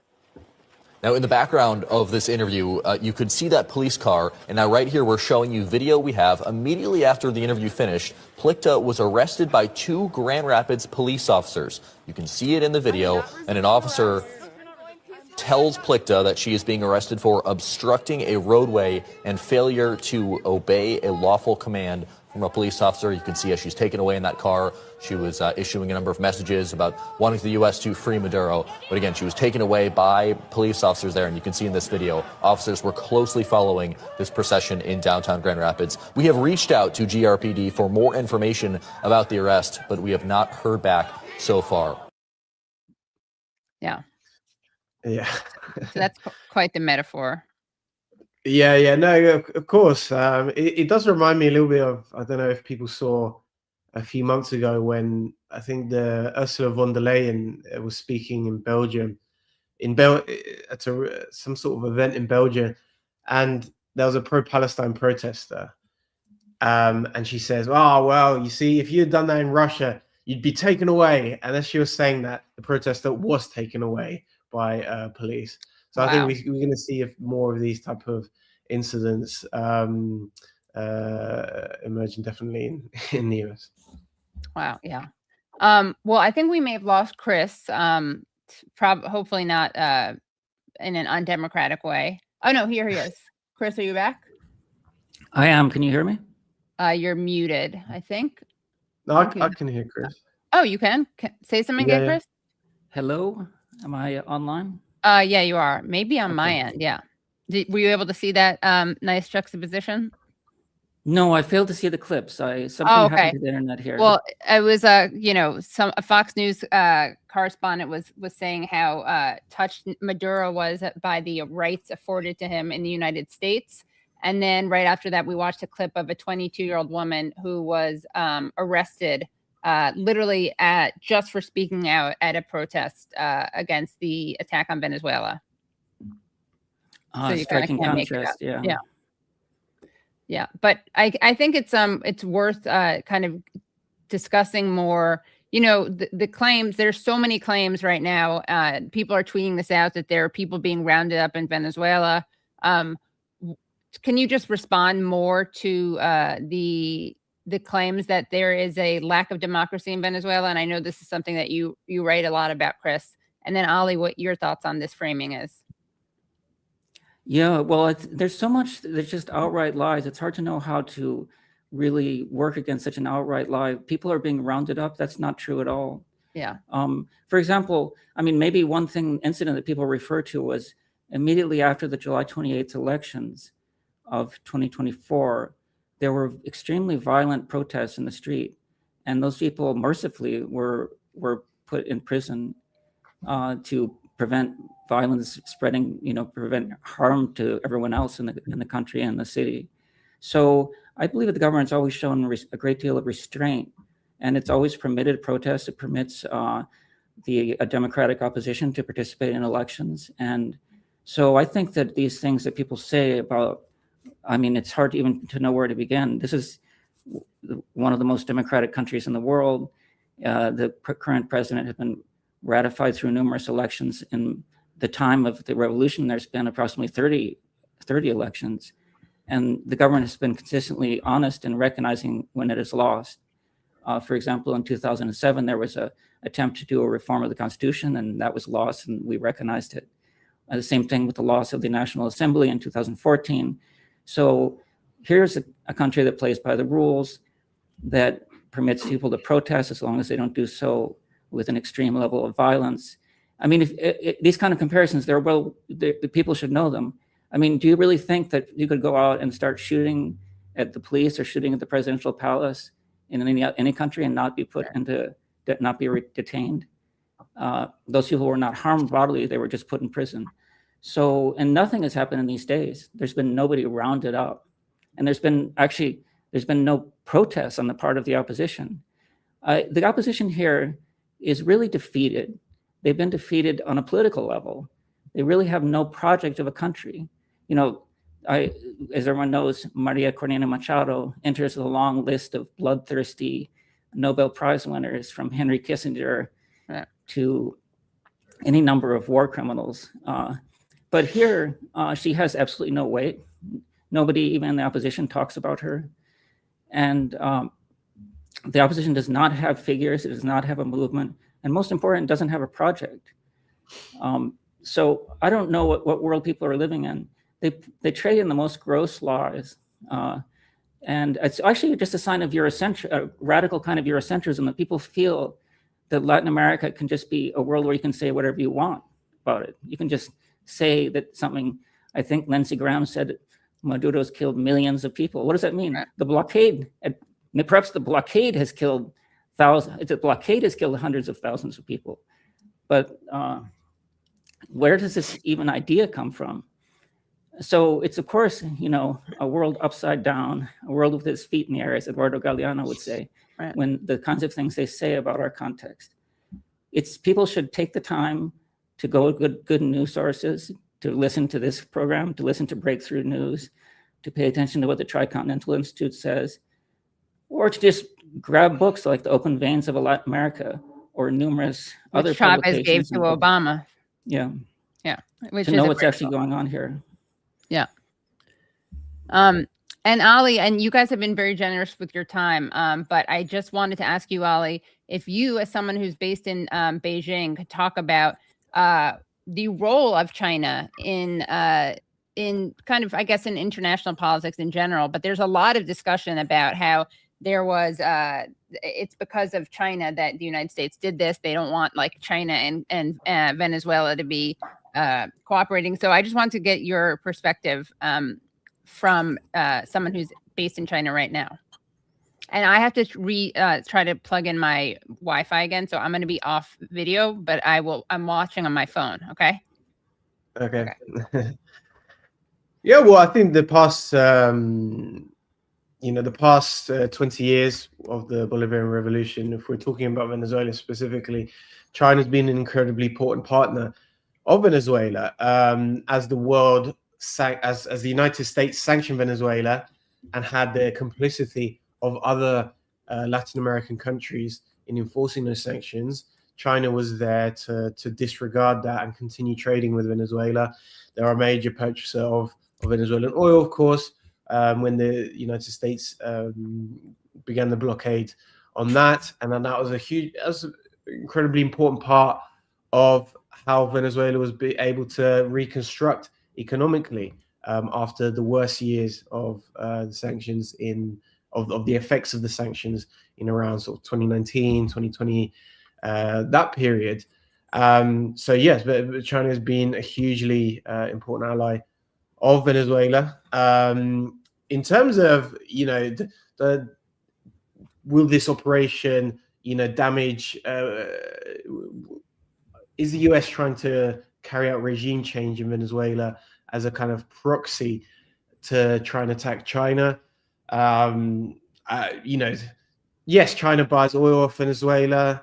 It represents, you know, around 3 or 4% of their oil imports into the country. In fact, China's main policy in terms of its domestic energy supply is investment in renewable energy. It has the largest industrial capacity in terms of building things like solar panels and other green technology. So this is, you know, they're framing this as some big power play. What it really is, you know, factors that are much more internal to the United States and their policy to Latin America. I think actually the failure of the United States to be able to compete with China economically, to compete with them in the tech war, has actually made them try to look to Latin America to project their power, which is very much reduced. As I said, they're not able to compete economically with China. They're not able to compete in the tech war. So they're trying to consolidate their power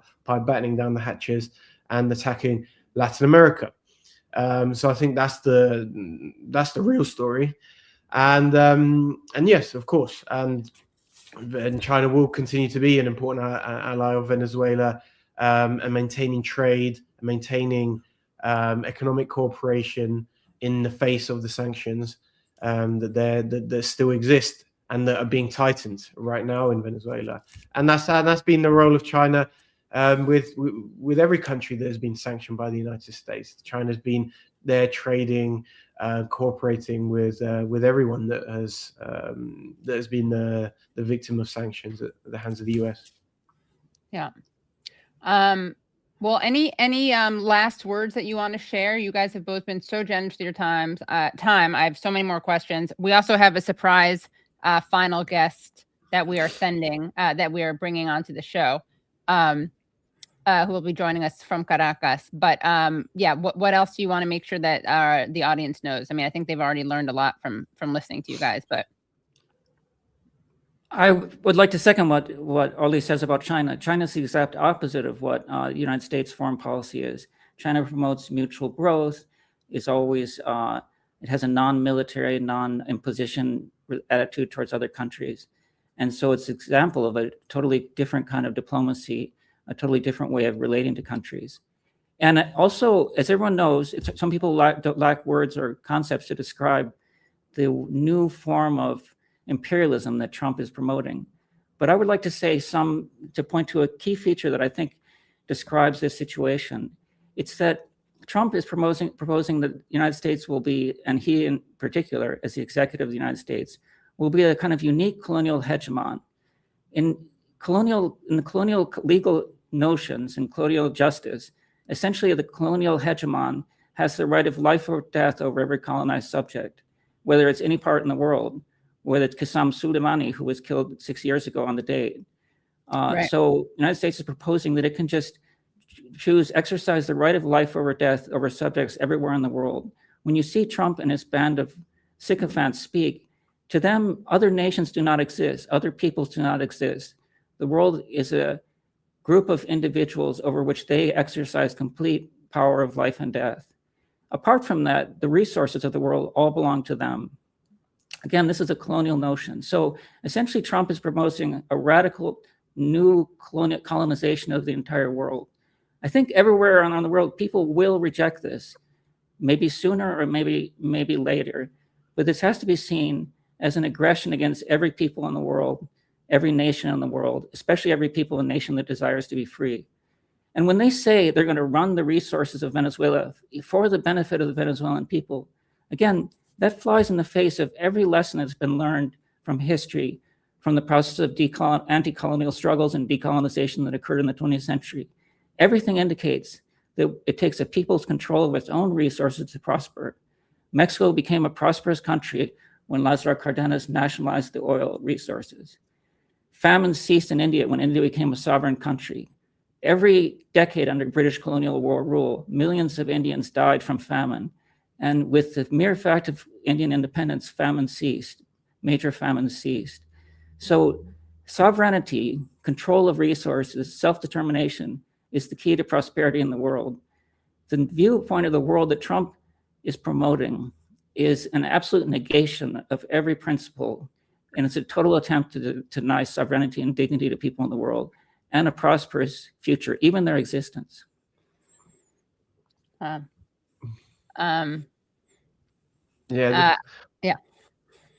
Yeah, no, I definitely agree with what Chris is saying. I think the world has to wake up that the United States does not represent any universal principles or universal values.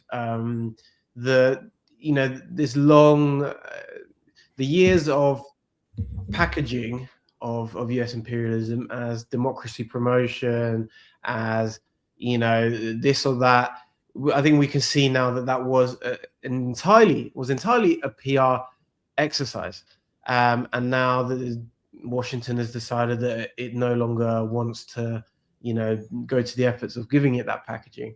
So we have to, the world has to wake up to that. And when we see actors, recipients of US funds, etc., preaching in the name of these supposed universal values, we know that is not the true intentions behind these people, that in fact that they are actors of a foreign and hostile force that is currently seeking to violate the sovereignty of every nation in the world, and the only thing constraining them is their physical capability and their internal economic problems that they have in the United States. But I think one thing I would say, just apart and to everyone viewing this, is that I know that this is incredibly.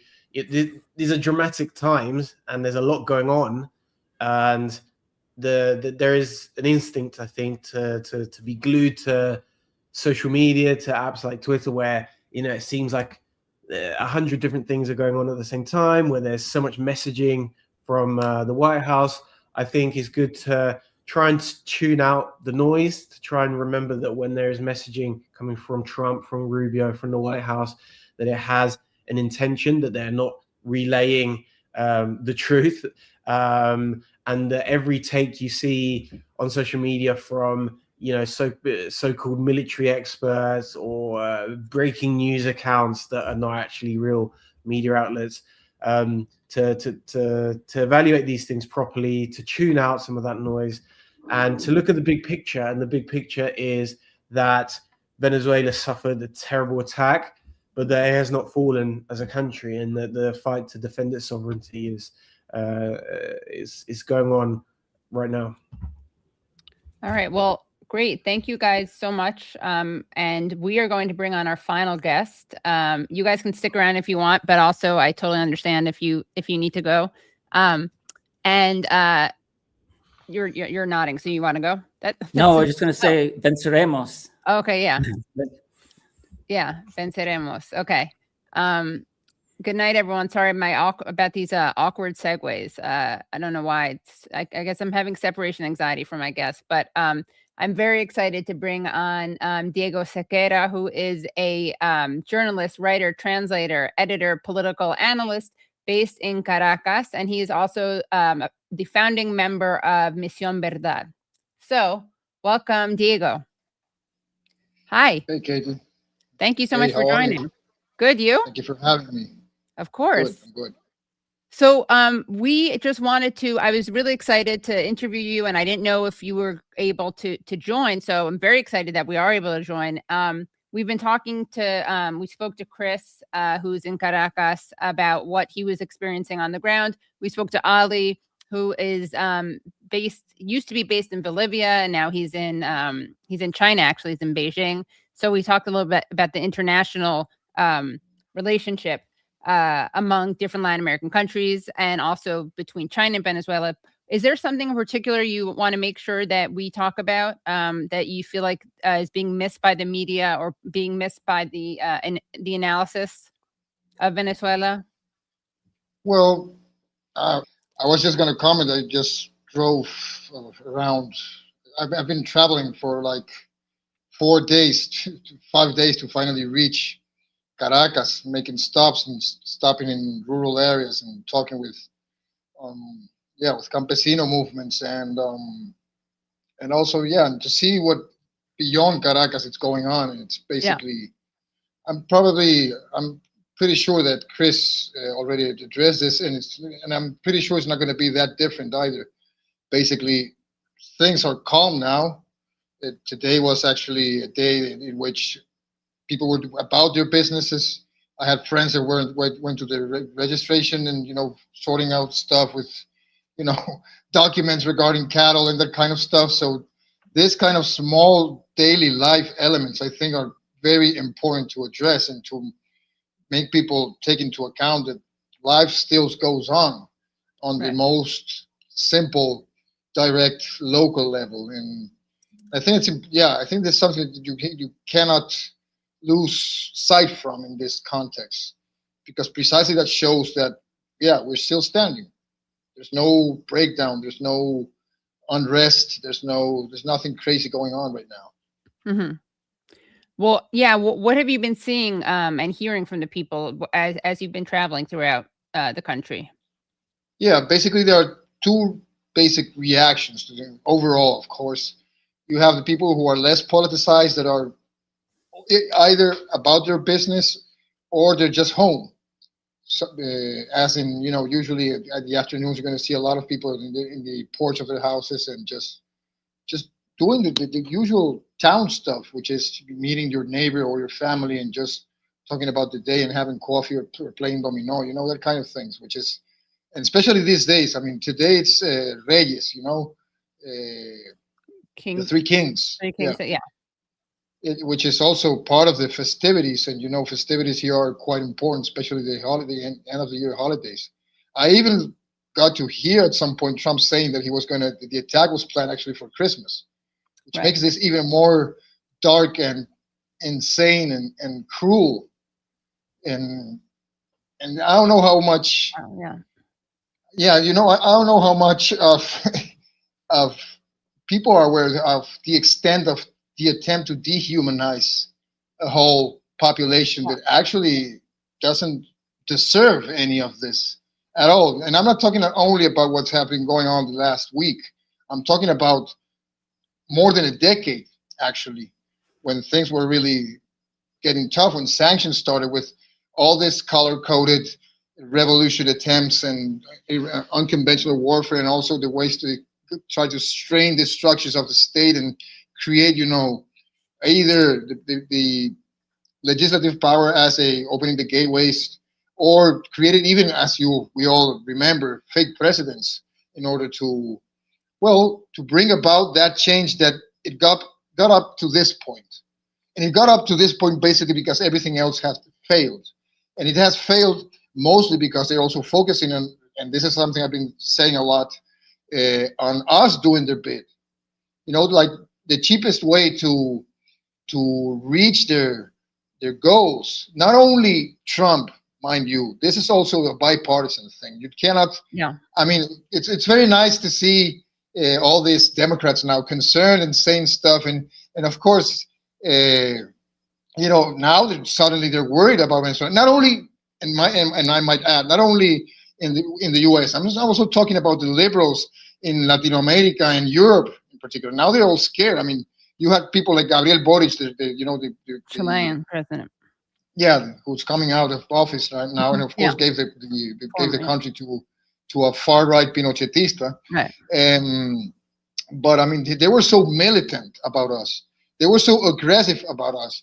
They contributed so much in this collective character assassination that you cannot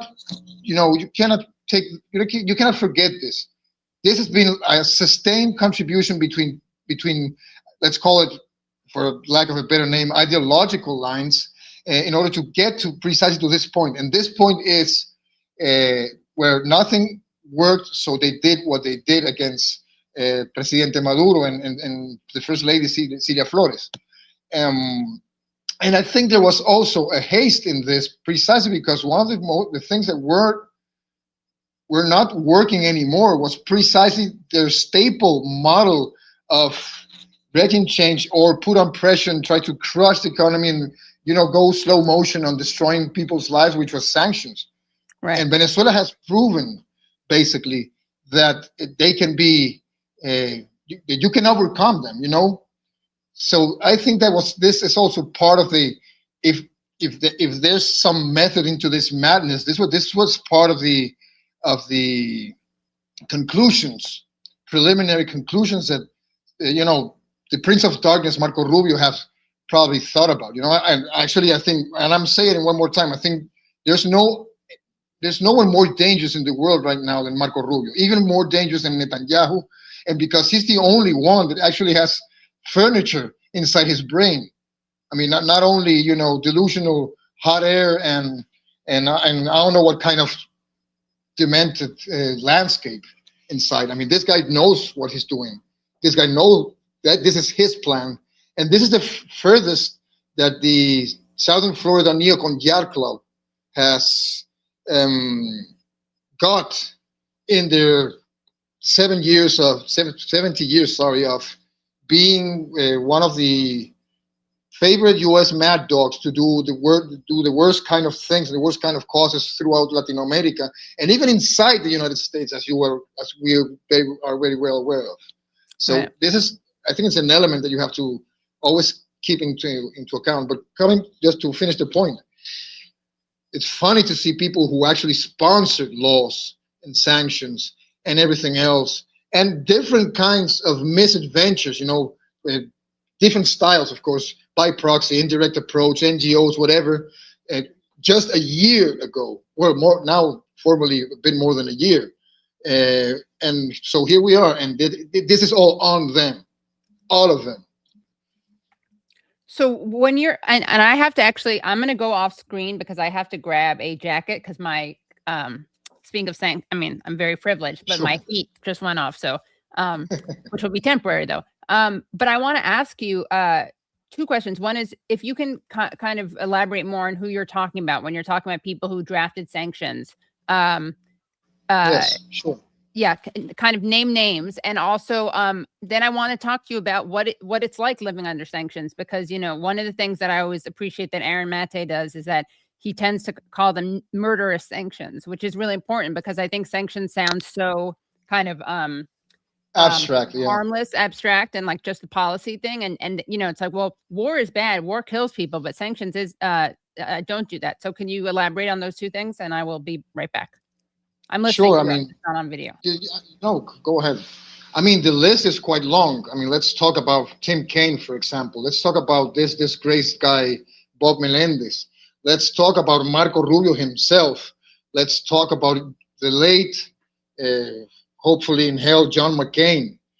All of these are people. These are names. Talk about Adam Schiff, another one that now they're all concerned about Venezuela, and of course they're not. This is just another opportunity to do something within internal politics.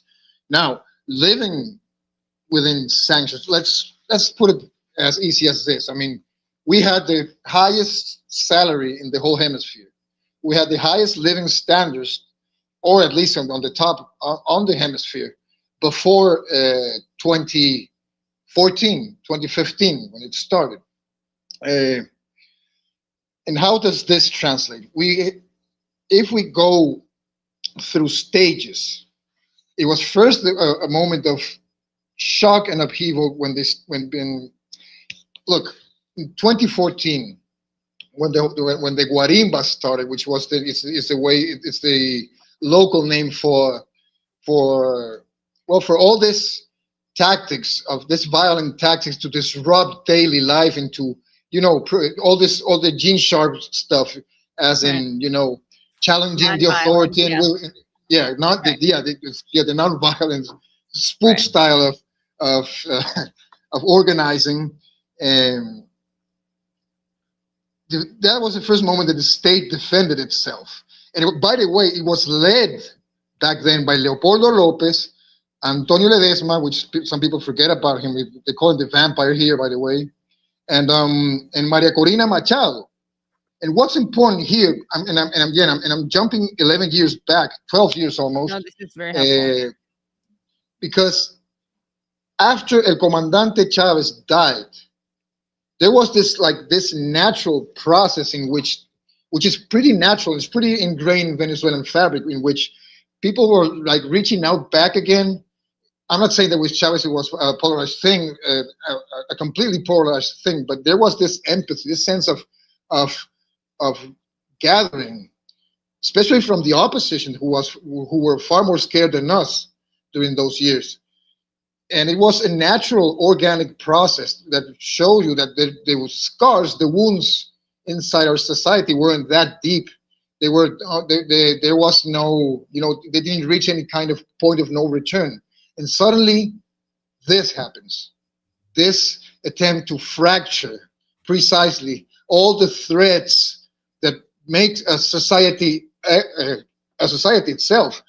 And mind you that it was shocking, it was violent, and of course the response of the state was a logical one, and it would be the same that even the U.S., especially the U.S., in the U.S. it would have been far worse actually.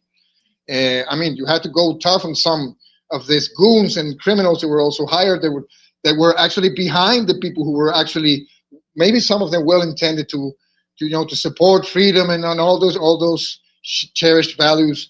And to give, but basically they were there to give context, to give a picture, to give a narrative. But there were dark operators behind that. So responding to this violence, curtailing this violence, thwarting higher stages of defiance in a very well planned scheme became the raw material with which a year after, in March, Obama signed the first decree, which inaugurated the sanctions regime. So, of course, at first it was some government officials were sanctioned because of it was based on in the Civil Society and Human Rights, Venezuelan Civil Society and Human Rights Act or something like that, sponsored among others by John McCain, Marco Rubio, Bob Melendez, Tim Kaine, and others.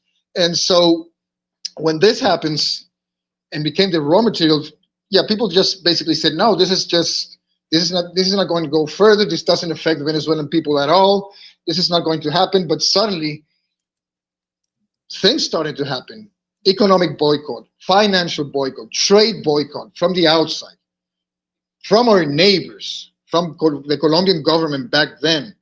They started like withholding, for example, huge doses of important insulin, pretty specific kind of things that Venezuela relied on, because Venezuela back then had major weaknesses and soft spots in which it was quite easy to exploit, being also an over-reliant oil economy that it didn't diversify itself as fast enough would be.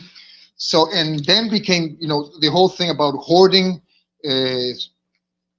lack of goods in the streets and the long lines. And the whole by the way, the memes about toilet paper, I don't know if you remember that, Katie, but they made a lot of fun about us because there wasn't any toilet paper around.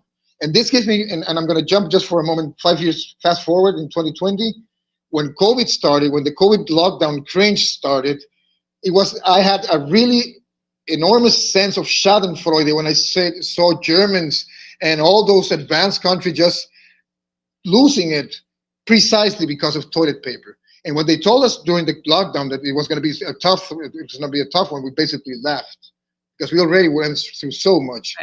I mean, this basically dismantled the health system. It blocked the oil revenues that actually funded the whole national budget, and mind you, on a very large public sector, in a very active public spending. So this also impacted on pensions, which were the ones of the highest in Latin America again. Actually, this is important because usually the very non-sexy, boring left usually focus on the youth and so on regarding who was this revolutionary subject. But the revolutionary subject in Venezuela, and still is, are the abuelas. Mm-hmm. And the abuelas are retired. The abuelas had a good pension. That pension gave her enough to buy, for their grandkids and to buy food for home and to be able to live a quite decent life. So now once that was fractured, and once the horizon, the aspirations and the dreams that people had were basically destroyed and crushed, that's the moment in which the migration, of course, started. And keep in mind that there's a piece written in the Brookings Institution by two guys. One, it's called Douglas Barrios, who has always been a honcho of the comprador elite, and also he's now an Ivy League dude. And the other one, it's a guy who's Venezuelan Israeli called Danny Bahar. What is Douglas' last name? Douglas what? Barrios. Yeah. So they, both of them, by the way, both of them are proteges of Ricardo Hausmann, one of the architects. Yeah, one of the architects of the austericide of the 90s in Venezuela. They're part of the growth lab in Harvard and so on and so on. Yeah. They actually made a prospective of which was going to be the number of people coming out of Venezuela. And they said back then, 2017, they said it was going to be 7 to 8 millions. So that has been the baseline for the whole spin, and to just fix a number without considering any kind of natural dynamic of people, yes, leaving, and also people coming back. And this has also been the baseline for all the UN reports of, especially the High Commission for Human Rights and so on, which basically the sourcing is based on outside sources, unnamed sources, people, none of them inside Venezuela. And this is a moment that people started to migrate. And Venezuela was never a country of immigrants. Venezuela was a receptor country. We received people from everywhere, especially from our neighbor, Colombia, And yes, desperation had a big say in here, but also you had the government of Peru, the government of Colombia, the government of Ecuador, the government of Chile back then, all of them saying, come over to our countries, we will protect you, we'll give you low salaries, you are our brothers, and you're running away from tyranny. This is the first stage of migration. And this is very important because there was an overstimulation in order to do this under the frame of the Lima Group. Lima Group is the ad hoc group that was trying to meddle in Venezuela because Venezuela was already out of the OAS, which by the way, crashed and burned a few years afterwards. Right. And then suddenly xenophobia started. And suddenly the Venezuelans became the patsies. And yeah, not all Venezuelans that were migrating were actually the best ones, but of course it's just like any other society. And it's pretty sad because Venezuelans are very used to have their own safety net, social safety net, because how we are. And once you're outside and you think you're going to get that kind of help, you realize that you end up in places pretty much close to hell or killed. Right. And it's also a class thing, because one thing it's the middle professional class, middle high class that went to some place and got jobs, got family there or whatever. But it's a very different thing to the people who walked all this way to become, bullshit jobs kind of things, or, the most precarious ones, or young women falling into the trap of, human trafficking and so on, or becoming the girlfriend of a narco girlfriend that suddenly ended up beating up and dead. And this is where all massive shocks for Venezuela. And then COVID came, and the Venezuelans got expelled from all this country and became this counter exodus back to the dilemma was, the conundrum was, where do we go now? Many walked back to Venezuela. And during those days is when TPS started. And that's when the people started going north. Temporary protected status, yeah. The temporary protected status with, color me shocked, our TPS is it's with Nicaraguans and Haitians. Of course. I mean, is it not a political thing? Is it clearly planned? And suddenly, all these people started walking north, going through the Darien Gap between Colombia and Panama, getting killed, getting raped, getting kidnapped, lives being destroyed. And some people actually made it to the United States, as we all know. But this was now the bargaining chip, the extortion, the moral extortion chip against Venezuela. We have all these people now scrambling around, and this is because of you, they say, to us, to Venezuela, to the Venezuelan government. And then, well, what happened then? Then everyone was tren de agua. Everyone was a criminal, and everyone had to be sent to Secot. So this just describes the cruelty in which all these, I don't know, innocent, confused Venezuelans who actually believed they were going to actually finally make it, reach the dream, of course. And now they're being punished, they're being thrown into cages, or flown back to Venezuela by whom? By the Venezuelan government.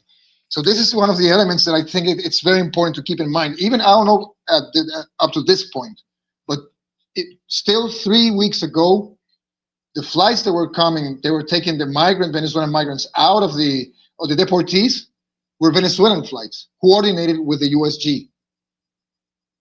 So you have all these nuances that people forget about. And then comes, so now salary plunges. 2020, Venezuela's oil revenues dropped to 99%.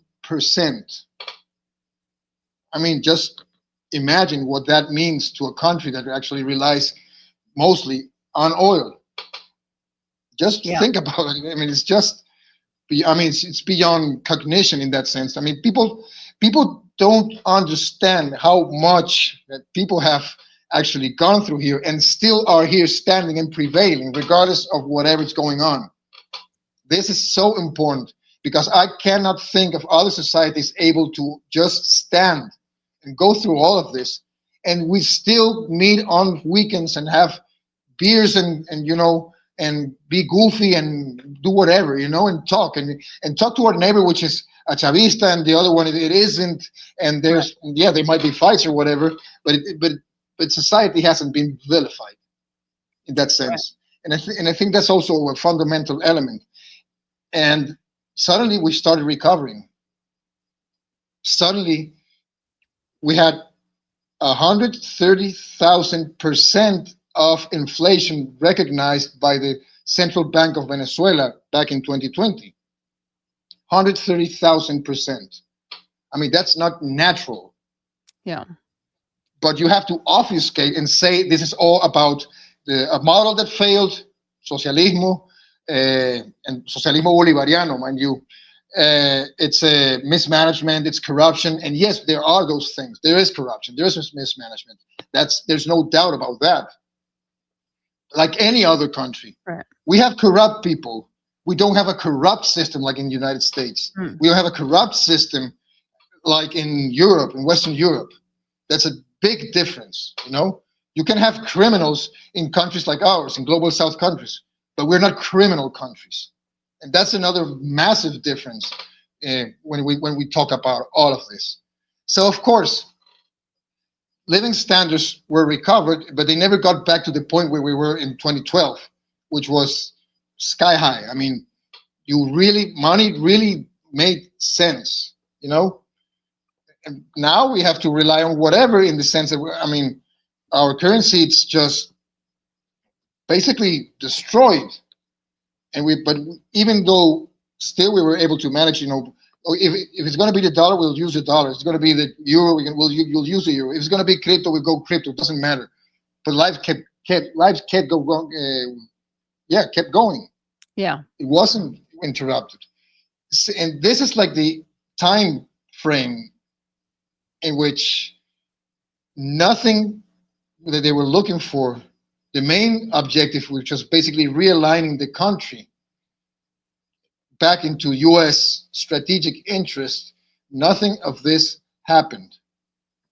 Regardless of so many things, especially against Nicolás Maduro himself, there is so few people are being so vilified, character assassinated, and depicted as like the worst person ever. But I know for a fact, and there are several takes on the dignity they saw in court yesterday. Mm-hmm. And also, with all of this, he went counter Saddam. He said when the first images they were talking, when they were able to speak, what did he say? He asked Celia Flores, how do you say good night in English? He said, is it good night? And she responds, good night, Happy New Year. I know, yeah. I mean, those really, yeah, that's a summary of dignity, you know, in the way, and I'm going to be jingoistic here, in the way the people, us from Caracas are. Yeah. That's a Caraqueño feat, completely. So, you know, this is precisely what explains the desperation that we are heading right now. And of course, it has many geopolitical ramifications. It is a wider picture. Many big fights, huge fights that are beyond Venezuela go through Venezuela and have been going through Venezuela all this time. And I think this also, and it needs to be taken into account, but both merge. You have like Boaventura de Sousa Santos calls that local, you know, the local and contracted with the global. This is a clear demonstration of this, because it's not only, it is individuals facing massive movements that are beyond their reach. Right. Yeah. Diego, I wanted you to respond. Well, thank you for sharing that, because that was really fascinating and important, and it gets really left out of the discussion. But kind of going back to the headlines and events, I wanted to share with you this breaking news. Let's see. So Donald Trump put on TruthSocial. Let's see. So this is today. I am pleased to announce that the interim authorities in Venezuela will be turning over between 30 and 50 million barrels of high quality sanctioned oil to the United States of America. This oil will be sold at its market price, and that money will be controlled by me as president of the United States of America to ensure it is used to benefit the people of Venezuela and the United States. I have asked Energy Secretary Chris Wright to execute this plan immediately. It will be taken by storage ships and brought directly to unloading docks in the United States. Thank you for your attention to this matter. Yeah, I saw it. I saw it before joining, joining the chat. Well, I mean, what about the drugs? What about the narco-terrorism? What about the Cartel de los Soles? Right. I mean, what happened? Weren't we all narco-terrorists just a couple of days ago? And now suddenly it's all about oil? And it's not only about oil, of course not. It's the most immediate and obvious part of this. And it shows you how much they want to control this in order to have a larger share of the energy market and be able to control it and to have leverage against any other oil producing country, specifically, two of them, obviously, which are Iran and Russia. Probably bring the oil, in the midterm time, these are aspirations. I'm not saying it's going to happen. Bring the oil prices down and also give some more strength to the dollar, because Venezuela was also it is building its way out of the dollar. And that's part of the problem here, because the only two elements that actually gives value to the dollar, or the petrodollar, if you will, it's basically speculation, the machine that goes brrr, and the other one is violence. So, I mean, talk about value of a currency. Now, this is his way of, now, by the way, just yesterday we were going to have a viceroy, a proconsul. It was going to be little Marco, but now he's running the show directly.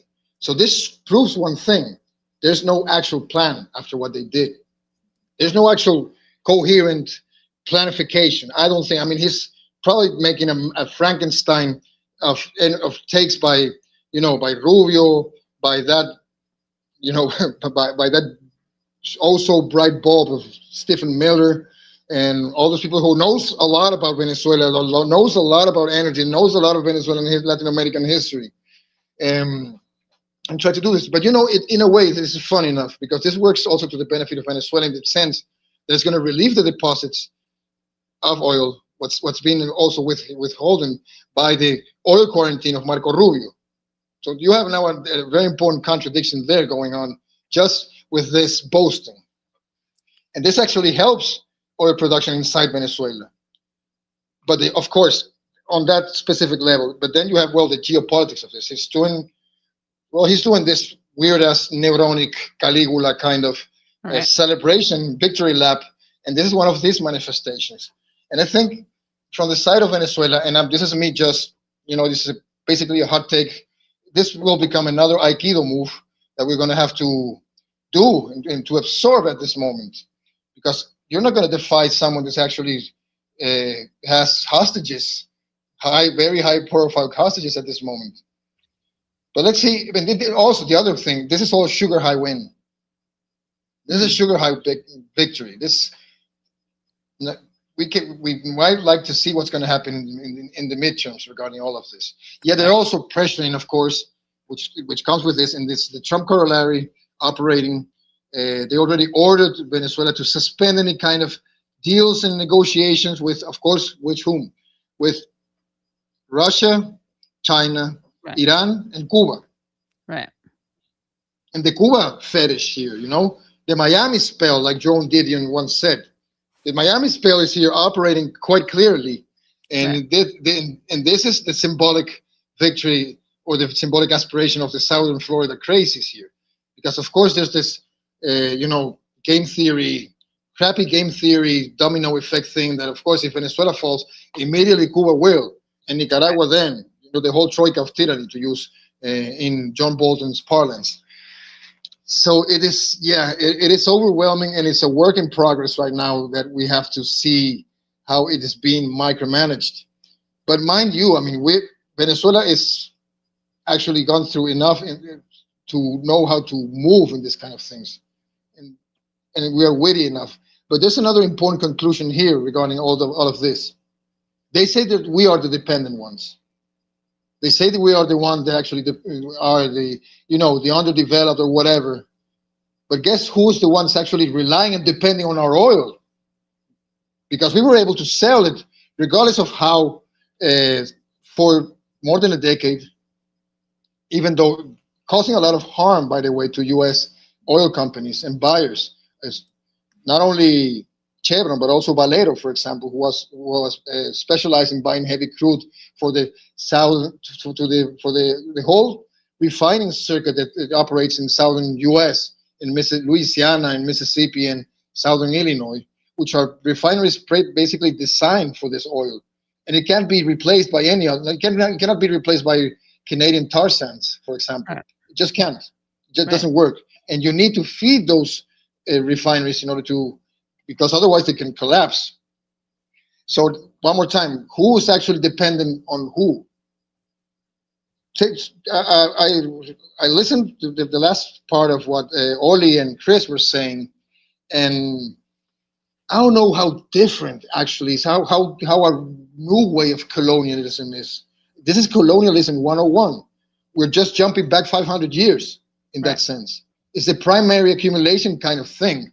Yes, what's important here is the other components, which is basically the nihilistic culture that's also coming with it, and also that proves that we are talking about, like Pepe Escobar usually says, a death cult that actually is nurturing this in order to this new Gilded Age and this new cloud robber barons to have their way and to actually control you over there, not us only.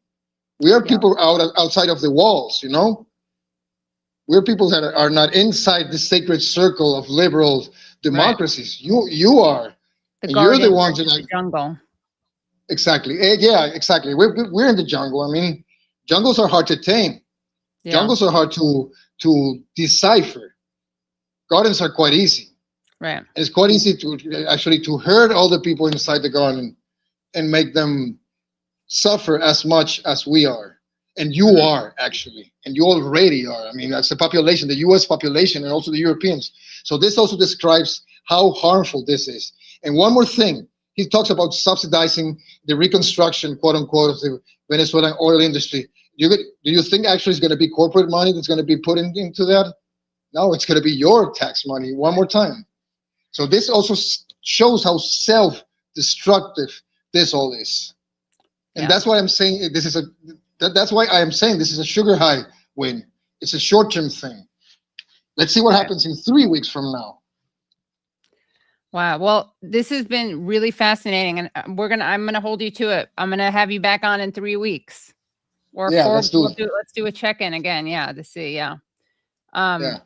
This is amazing, and has been great. And I mean, I'm sorry, it's terrible what's happening, but the analysis was really, really great. I know. We can separate one thing from the other. Yeah. No, and thank you for the interest. I mean, that's actually this is one of the most important things that we can be doing. I mean, this is about narratives. This is about perception. This is about a ways of representation. Exactly. So this is what we can do. Yeah. Yeah. For all the people. The vilification is so dangerous. Yeah. Yeah. It really is one of those things that I mean, not to sound corny, but this is one of those things where there has been such vilification that, breaking that spell and that myth is really important. So to break the info siege. Yeah, exactly. Well, Diego, definitely be in touch. Sure. You're our official Venezuela correspondent of the Katie Halper Show, if you'll accept it. Yeah. My pleasure, my honor. Great. And yes, where can people find you in your work? Well, I work with a wonderful team on the site, news and analysis site, mostly analysis group called Misión Verdad, Truth Mission. Yeah. So it's Misión Verdad in Spanish with just one S.com. That's a go-to place. And we have a very dynamic Telegram channel as well. And I'm always jumping around. And sometimes I'm just running something on Press TV, or sometimes I'm collaborating with Max and Anya. It depends. Yeah. But the go-to place is Misión Verdad. And especially because they are the one doing the good work. I'm the bum of the team. Those are the hardworking people there. Well, I doubt you're the bum, but yeah, thank you. And I was in Venezuela for the World Youth Festival back in really 2000. That's 2004, was it? I think I saw Chavez speak. Yeah, 2005. That was World Youth Festival. Yeah.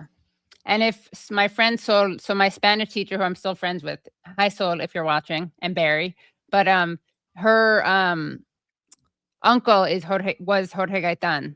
And I was really excited because so many people in the States, like no one knows who he is, but it was really cool because obviously Chavez did, and he gave a speech and mentioned him. So, yeah. Yeah, that was a big guy. That's when everything went to hell in Colombia, and still is. Yeah. When they killed him. Yeah. To do a show on that too. And Bogotazo, right? And Bogotazo. Yeah. By the way, Fidel Castro was there in Bogota when that happened. Oh, I don't think I knew that. And, like Che was in Guatemala for the at that moment Fidel was in at that moment was in Bogota at that very moment. Wow. And another thing is that happened like 3 or 4 days before the OAS was founded. Wow. So you also have that. And also one more final thing about El Bogotazo. I was in Bogota, right? I actually crossed the border on the 3rd. Wow. But the other thing is that those documents are not declassified yet. Wow. Up to this point. Wow. Oh yeah, that would be fascinating. Well, Diego, thank you again so much for joining. And seriously, we'll check in with you soon. Have a great night. You, and good luck with everything. And we'll keep in touch. Yeah. Okay. Okay. Okay, that was so great. Wow, I'm so glad that we had that final discussion with Diego, because that was just, I don't know, really fascinating. I felt like I was in it was like both really important stuff, and I also felt like I was in a philosophy class or a literature class or history class, but about real issues. So yes, very cool guest, as someone just put in. No bio on Diego. I'll put it in because I didn't know if we were going to be able to get him on this show. And if we hadn't been, I was going to have him on I was going to do a special stream with him, but we will definitely add that. So Misión Verdad for now, and I'll make sure to add it in there. All right. So Brad, are we? Can you drop in for a second? Are we going to Patreon anything? Like maybe a little bit of the first segment? What do you think? Well, it's tricky business there, Katie. Because I know that, things of significant import or timeliness, there's taking that into consideration.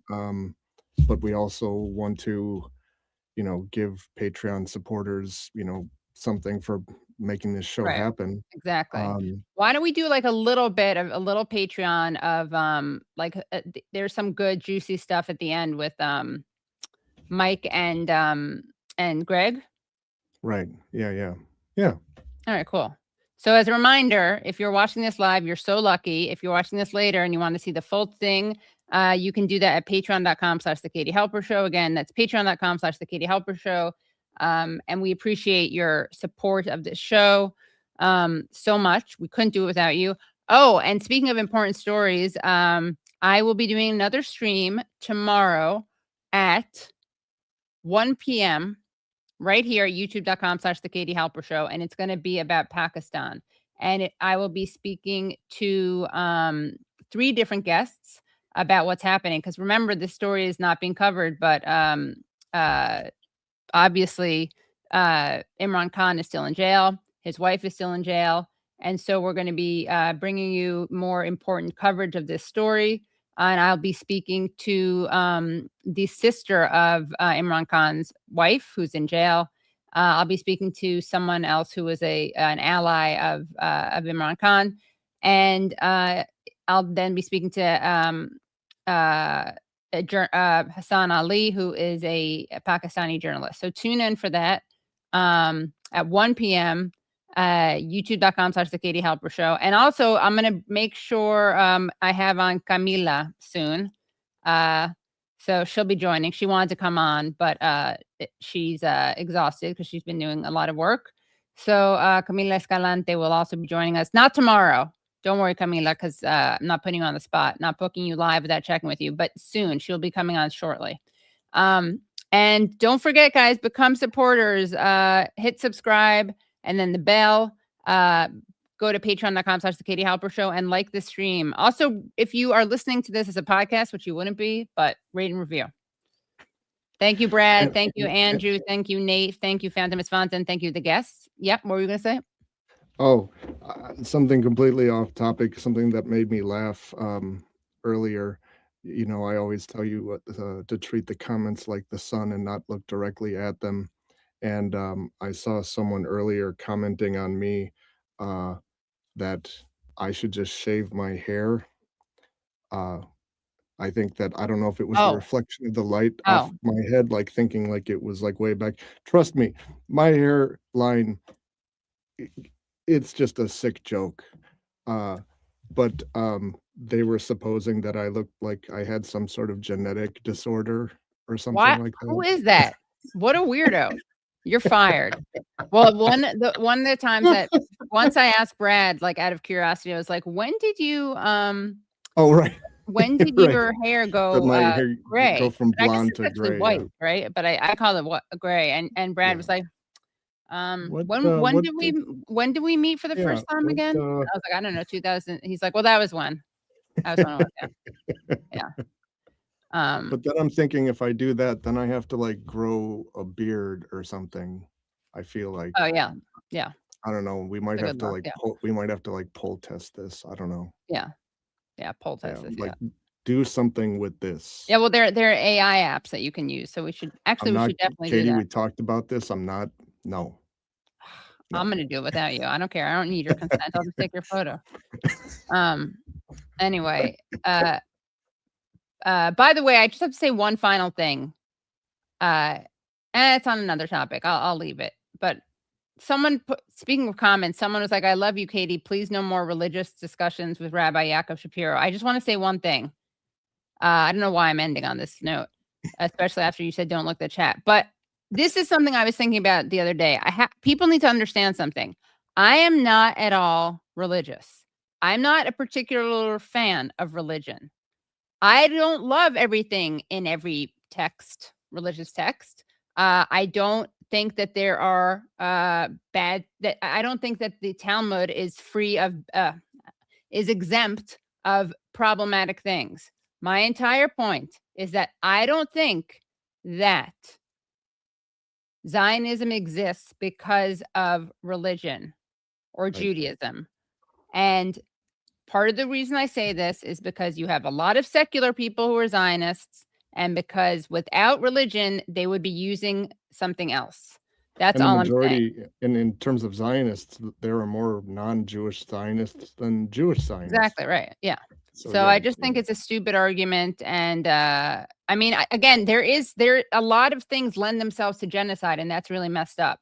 But my only point is you don't need the religion. And yes, the Zionist founders were secular atheists. So I just want to clarify that, though. And also, like, wow, some people really can't take any criticism of Candace Owens, but that's another question, another issue. Yeah. But guys, she's wrong about the Jewish slave owners. I'm sorry. You know, being a mature person is being able to handle ideas even when they're uncomfortable, which is what someone said to me once in response to my saying, I don't think it's Judaism per se that causes it. Andrew is just saying, and I don't know if it's in relation to what we were talking about in the last few minutes, but now we are down to 189 subscribers until we get 400,000. Oh, so great. Awesome. I think it's a certainty that by the time we see everyone next time, we'll definitely be there. So yeah. Yeah. So thank you, everyone. Yeah. Truly, thank you. Yeah. Truly. Yeah, thank you. And we will see you. But the majority of Jews in the world are Zionists. That doesn't mean it's okay. Except a lot of them aren't religious. All right, we'll get into this another time. I just said Jesus Christ. That's rich. All right, I will see you next week, everyone. Thank you so much. I did everything right, and they indicted me, and I don't know what the I'm doing. Antifa.